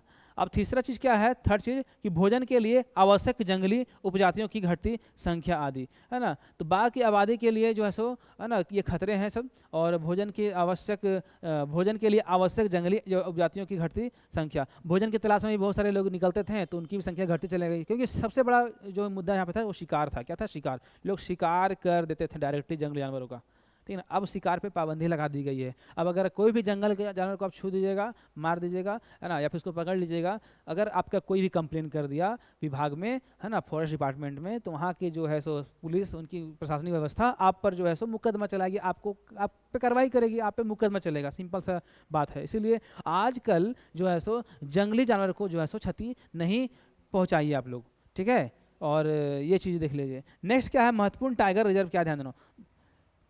नेक्स्ट क्या है, महत्वपूर्ण टाइगर रिजर्व, इस पे ध्यान देना तुम लोग। क्या लिखा हुआ है कि उत्तराखंड में क्या है, कॉर्बेट, है ना, नेशनल पार्क बोलते हैं, कॉर्बेट नेशनल उद्यान। ये आधा नाम लिखा हुआ है, इसका नाम जिम होता है। क्या होता है, जिम होता है, जिम कॉर्बेट नेशनल राष्ट्रीय उद्यान, ठीक है ना। क्या होता है वो, जिम कॉर्बेट राष्ट्रीय उद्यान, ठीक है, या फिर जिम कॉर्बेट नेशनल पार्क, ठीक। दूसरा क्या है, पश्चिम बंगाल में सुंदरबन राष्ट्रीय उद्यान, ये पश्चिम बंगाल का है सुंदरबन राष्ट्रीय उद्यान। फिर मध्य प्रदेश में क्या है, क्या है, बांधवगढ़ राष्ट्रीय उद्यान। फिर हमारा राजस्थान में क्या है, सारिस्का वन जीव पशु विहार, देख रहे हो। और असम में क्या है, मानस बाघ रिजर्व। और केरल में जो है सो पेरियार बाघ रिजर्व। क्या है बाबू, पेरियार बाघ रिजर्व। तो भारत में बाघ संरक्षण परियोजनाओं के उदाहरण है। मतलब भारत में बाघ को बचाने के लिए ऐसे ऐसे उद्यान, ऐसे ऐसे परियोजना तैयार किए गए हैं। ये सब क्या है? नेशनल पार्क है, जिसमें बाघों को रखा गया है, बाघों को वहाँ पे दिखाया गया है। वहाँ पे घूमने फिरने जाओगे तो बाघों को जो है सो एक बड़े एरिया में जो है सो एक उन्हें जो है सो कैद करके रखा गया है, ताकि वो लोग अपना थोड़ा बहुत आज़ादी भी मतलब वो ले सकें। उनको खाना पीना दिया जाता है, और मनुष्य जो है सो हम लोग जैसे जो लोग होते हैं वो जाकर के घूम फिर के देख सकते हैं, है ना। बड़े बड़े राष्ट्रीय उद्यान में जाओगे तो आपको बाघ देखने को मिल जाएगा, ठीक ना। तो कहने का मतलब वो सरकार उनको कैद करके ही रखी हुई है, लेकिन थोड़े से बड़े लेवल का जंगल में, है ना। वो जंगल में थोड़ा बहुत उन लोग अपना आज़ादी फील कर लेते हैं। उनका ऐसा नहीं है कि उन लोग आज़ादी अपने छीन लिए हैं, उनका आज़ादी थोड़ा बहुत रहता है। अगर पूरा आज़ाद कर दिया जाएगा तो फिर वो शिकार के जो हो जाएंगे, बाघ शिकार के चपेट में आ जाएंगे। इसलिए सरकार ने क्या किया है? उद्यान बना करके उनको सुरक्षा जो है सो प्रदान किए हैं, है ना। चलो एक बार फिर से रिपीट कर दें, इसको इरेज करते हैं, क्योंकि यहाँ से सवाल आता है एग्जाम में, है ना। अलग अलग कलर से कर देते हैं ताकि तुम लोग को याद रहेगा। देखो उत्तराखंड में क्या चीज़ है? तो जिम कॉर्बेट नेशनल राष्ट्रीय उद्यान, ठीक है। और पश्चिम बंगाल में क्या है? पश्चिम बंगाल में हमारा जो है सो सुंदरबन राष्ट्रीय उद्यान है, ठीक ना। और हमारा जो है सो यहाँ मध्य प्रदेश में क्या है? मध्य प्रदेश में हमारा जो है वो है बांधवगढ़ राष्ट्रीय उद्यान, याद रखना। और राजस्थान में क्या है? राजस्थान में हमारा जो है ये है सारिस्का वन्यजीव पशु विहार। और असम में क्या है? असम में हमारा जो है, असम में है मानस बाघ रिजर्व, और केरल में है सो पेरियार बाघ रिजर्व, है ना। ये सब चीज़ ध्यान देना। ये सभी जो है सो बाघों को बचाने के लिए नेशनल पार्क है, राष्ट्रीय उद्यान है। और चलते हैं अब आगे की ओर। यहाँ से सवाल तो इनके बतेबो, यहाँ से सवाल तो इनके मिलतो, थोड़ा सा ध्यान से समझियो सवाल। यहाँ से तो इनके हम जब आगे लो सवाल का बात कर रहे थे, सवाल आ गया, है ना। तो अब हमारा जो है सो MCQ की बारी। इसको अगर तुम लोग कर लेते हैं बाबू तो समझ जाओ कि तुम्हारा जो है सो आज का सेशन जो है सो कंप्लीट हुआ। अगर सारे क्वेश्चन हम यहाँ अगर तुम लोग को दे रहे हैं स्क्रीन पर, सारे क्वेश्चन अगर तुम लोग कर लेते हो, अटेम्प्ट कर लेते हो, समझ आना कि आज का सेशन तुम्हारा जो है सो एकदम अच्छे से है सो क्या हो गया? कंप्लीट हो गया। अगर तुम लोग कहीं फंस रहे हो तो समझ जाओ कि तुम लोग में जो है सो तुम लोगों ने ध्यान नहीं दिया। फिर से वीडियो जाओ पीछे से उसको ये रिव्यू करो, फिर से उसको देखो, है ना। तो आज अगर अच्छे से किया होगा कंप्लीट तो सारा क्वेश्चन तुम्हारा छूटने वाला नहीं है। चलो सबसे पहला क्वेश्चन पूछते हैं तुम लोगों से, क्या है कि भारतीय वन्य जीवन संरक्षण अधिनियम 1972 का प्रमुख उद्देश्य क्या है? तो ऑप्शन पढ़ दे रहे हैं, ठीक ना। पहला है उद्योगों का विकास करना, दूसरा है वन्य जीवों और उनके आवासों का संरक्षण करना, तीसरा है कृषि उत्पादन बढ़ाना, और चौथा क्या है? खनिज संसाधनों का दोहन करना। तो इनके की लगो के क्रम में कौन सा ऑप्शन सही होता? यहाँ बोल दिया है कि वन्य जीव संरक्षण अधिनियम, मतलब जंगल और जंगल के जीव को है ना संरक्षित रखना है। तो ये जो अधिनियम है उसका मुख्य उद्देश्य इनमें से क्या था? ऑप्शन नंबर बी बिल्कुल राइट, वन्य जीवों और उनके आवासों का संरक्षण करना, यही इसका जो है मेन उद्देश्य था, ठीक ना। चलो बहुत ही बढ़िया, शाबाश, वेल डन। अब आगे बढ़ते हैं। नेक्स्ट जो है वो क्या है कि भारतीय वन्य जीव संरक्षण अधिनियम 1972 का प्रमुख उद्देश्य क्या था? लो ये सवाल रिपीट हो गया है मेरे ख्याल से 2 बार। हाँ चलो ठीक है, इसको तुम लोग जान ही गए। आगे बढ़ते हैं। चलो नेक्स्ट देखो क्या है कि प्रोजेक्ट टाइगर किसके संरक्षण के लिए शुरू किया गया था? तो हाथी, गेंडा, बाघ और हिरन। तो इन सभी ऑप्शन को तुम लोग ध्यान से समझो और इसको जो है सो क्या करोगे?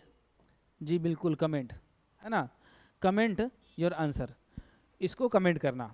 सवाल नंबर 3 चलते हैं। सवाल नंबर 3 है कि वन एवं वन्य जीव संरक्षण की दृष्टि से सबसे अधिक महत्वपूर्ण वन कौन से माने जाते हैं? तो संरक्षित वन, अवर्गीकृत वन, आरक्षित वन और सामाजिक वन। देखो क्या बोला गया है, वन एवं वन्य जीव संरक्षण की दृष्टि से सबसे अधिक महत्वपूर्ण वन, सबसे अधिक महत्वपूर्ण वन कौन सा माना जाता है? तो जी हाँ, आरक्षित वन, है ना। ऑप्शन नंबर सी है कि नहीं है? देखो यहाँ पे लिखा हुआ है ना, क्या लिखा हुआ था यहाँ पे कि देश में आधे से अधिक वन, मतलब 50% से एबव वन जो है आरक्षित वन घोषित किए गए हैं। जहाँ तक वन और वन्य प्राणियों के संरक्षण की बात है, आरक्षित वनों को, किसको? आरक्षित वनों को सर्वाधिक मूल्यवान माना गया है ना। तो यही सवाल था वहाँ पे, थोड़ा सा अलग भाषा में पूछा। अलग भाषा क्या, थोड़ा वर्ड चेंज किया, बाकी मीनिंग वही है। देख लो मीनिंग वही है ना। यहाँ क्या बोला गया देखो, यही सवाल था कि सबसे अधिक महत्वपूर्ण वन, है ना। महत्वपूर्ण मतलब वही मूल्यवान वन किसको माना गया है? तो यही आरक्षित वन को। समझ में आया? तो ऐसे एग्जाम में अलग अलग वर्ड से कंफ्यूज करेगा, कंफ्यूज नहीं होने का, आंसर आराम से समझने का और फिर आंसर करने का। ठीक है, चलो अब आगे बढ़ाते हैं। नेक्स्ट हो तो इनके सवाल कि वे वन और बंजर भूमि जो सरकार, निजी व्यक्तियों या समुदाय के स्वामित्व में, यहाँ पे एक वर्ड छूट रहा है, नहीं होते हैं। ठीक है ना, नहीं होते हैं, क्या कहलाते हैं? तो आरक्षित वन जी नहीं, संरक्षित वन जी नहीं, राष्ट्रीय उद्यान नहीं, अवर्गीकृत वन। ठीक ना, अवर्गीकृत वन जो कि न सरकार ना निजी व्यक्ति ना समुदायों के स्वामित्व में होता है। ये बंजर भूमि हो सकता है, खाई दलदल हो सकता है ना, घाटी हो सकता है, ये सब समझ लो। ठीक ना, ये अवर्गीकृत वन में चला जाएगा। ठीक है, चलो ठीक है, आगे बढ़ते हैं। नेक्स्ट क्या है कि निम्नलिखित में से कौन सी परियोजना बाघों की जो है सो संरक्षण के लिए शुरू की गई है? तो प्रोजेक्ट गेंडा, प्रोजेक्ट टाइगर, प्रोजेक्ट हाथी, प्रोजेक्ट मगरमच्छ। क्या लगता है? देखो यहाँ बोल दिया है कि बाघों के संरक्षण, बाघ को हम लोग क्या बोलते हैं? टाइगर बोलते हैं ना, टाइगर मतलब बाघ, तो project tiger. Option number B जो है सो करेक्ट हो जाएगा, बी नंबर आंसर। ठीक ना, चलो आगे बढ़ें। नेक्स्ट सवाल है कि वन्य जीवों के संरक्षण के लिए भारत में कौन से अधिनियम लागू किया गया है? देखो ये चीज़ों तो इनके पहले ले लियो हम कि वन अधिनियम है ना, अधिनियम 12 शुरू से हम बोलते आ रहे हैं। अधिनियम क्या था? 1972। ठीक है ना, कौन सा ऑप्शन? सी। चलो आगे बढ़ें। नेक्स्ट कि चिपको आंदोलन की शुरुआत किस जिले से हुई थी? ई वाला भी तो इनके हम जैसे हाईलाइट करे ले लियो, है ना, करे लियो ना, करे ले लियो एकदम, बोले कर कमेंट में आंसर फटाक से, कमेंट योर आंसर। ओके, अब आगे बढ़ें। इसका भी कमेंट हमको चाहिए क्योंकि बहुत ही इजी सवाल है और इम्पोर्टेंट भी है बाबू एग्जाम के लिए। चलो आगे बढ़ते हैं। नेक्स्ट हो कि चिपको आंदोलन का मुख्य उद्देश्य क्या था? चिपको आंदोलन से 2 सवाल तुम लोग को दिया गया, समझना। औद्योगिकरण को बढ़ावा देना जी नहीं, वनों की कटाई का विरोध करना, यही है, आगे पढ़ने की जरूरत नहीं है। ठीक ना, वन की कटाई का विरोध करना उनका मेन था मकसद कि जंगल को कटने नहीं देंगे, भले हमारी जान क्यों ना चली जाए, हम जंगल को कटने नहीं देंगे। ये था उनका मेन उद्देश्य, मुख्य उद्देश्य जिसको बोलते हो, है ना। चलो नेक्स्ट बढ़ते हैं। नेक्स्ट है कि निम्नलिखित में से बाघों की घटती संख्या का प्रमुख कारण कौन सा है? वनीकरण, वनीकरण मतलब जंगल लगाना नहीं, अवैध शिकार, जी हाँ अवैध शिकार, है ना, वर्षा में वृद्धि ये भी नहीं, जैव विविधता में वृद्धि ये नहीं, मतलब अवैध शिकार। क्योंकि जो लोग है ना इलीगल क्या कर रहे हैं, इलीगली जो है लोग क्या कर रहे हैं, हंट कर रहे हैं, है ना, इलीगल हंटिंग इसको बोलते हैं, जिसमें क्या कर रहा है, लोग जहाँ देख रहा है जानवर को मार दे रहा है ना, अपने शौक को पूरा करने के लिए। तो ये ऑप्शन सही हो जाएगा, ऑप्शन नंबर बी। नेक्स्ट सवाल जो है वो है Jim Corbett Jim Corbett tiger reserve किस राज्य में है? तो राजस्थान है, असम है, उत्तराखंड है, केरल है। जी हाँ बिल्कुल, ऑप्शन नंबर सी है, क्योंकि उत्तराखंड में पढ़ाए थे, याद आया ना। चलो तो इस तरह से है। अगर तुम लोग को एक और इम्पोर्टेंट सवाल पूछता है, वो क्या पता है, यहाँ पूछ देगा ये सुंदरबन, सुंदरबन राष्ट्रीय उद्यान कहाँ है, तब याद रखना कि वो है हमारा क्या है, पश्चिम बंगाल में। ये वाला सवाल इंपॉर्टेंट है, हम दिए नहीं है लेकिन जिक्र करा दिए। तो ये जिम कॉर्बेट राष्ट्रीय उद्यान जो है सो ये टाइगर को लेकर के है और ये उत्तराखंड में है, ये बता दिए। बाकी ये सुंदरबन के बारे में पूछेगा तो बंगाल इसका आंसर हो जाएगा, क्योंकि एग्जाम में रिपीटेड सवाल है ये बंगाल वाला। ठीक ना, अब आगे बढ़ें। नेक्स्ट सवाल हमारा जो है वो है प्रोजेक्ट टाइगर की शुरुआत जो है सो किस वर्ष की गई थी? तो 1970 में कि 72 में कि 73 में कि 80 में? तो 1973 याद रखना, क्योंकि दिखाया था ना कि 1973 में जो है सो 1827 टाइगर हो गया था, और लगभग 19वीं सदी के शुरुआत में जो था वो 55,000 से प्लस टाइगर लोग था ना जी। तो क्या हो गया, डायरेक्टली घट के संख्या इतना हो गया, तो 73 में ही इसको शुरुआत किया गया ताकि जो है सो लोग इसको सीरियसली ले। चलो बहुत ही सही है, ऑप्शन नंबर सी एक तो कर लियो। नेक्स्ट, प्रोजेक्ट टाइगर का मुख्य उद्देश्य क्या था? तो हाथियों का संरक्षण करना कि बाघों की विलुप्त होने, मतलब बाघों को विलुप्त होने से बचाना, या फिर वनों की कटाई बढ़ाना, या फिर कृषि भूमि का विस्तार करना। तो देखो ये पढ़ने से चल रहा है मालूम कि बी होना चाहिए, और बी होगा ही। हमको ये भी पता है कि तुम लोग को भी लगा, तुम लोग भी बी ही कर रहे थे। चलो बिल्कुल सही है। तो आज के क्लास में जो है सो चैप्टर 2 खत्म कर दिए हैं भूगोल का, है ना। अब जो है सो जल्दी चैप्टर 3 आने वाला है, 3 के लिए इंतजार करो तुम लोग। और तो इनका फिर से वही काम दे रहे हो कि थोड़ा शेयर जरूर कर देना हो चैनल के। और बस आज के सेशन में इतना ही। सभी को थैंक यू, जय हिंद, जय भारत, वंदे मातरम, सभी को जोहार, और फिर मुलाकात होगी नए चैप्टर के साथ।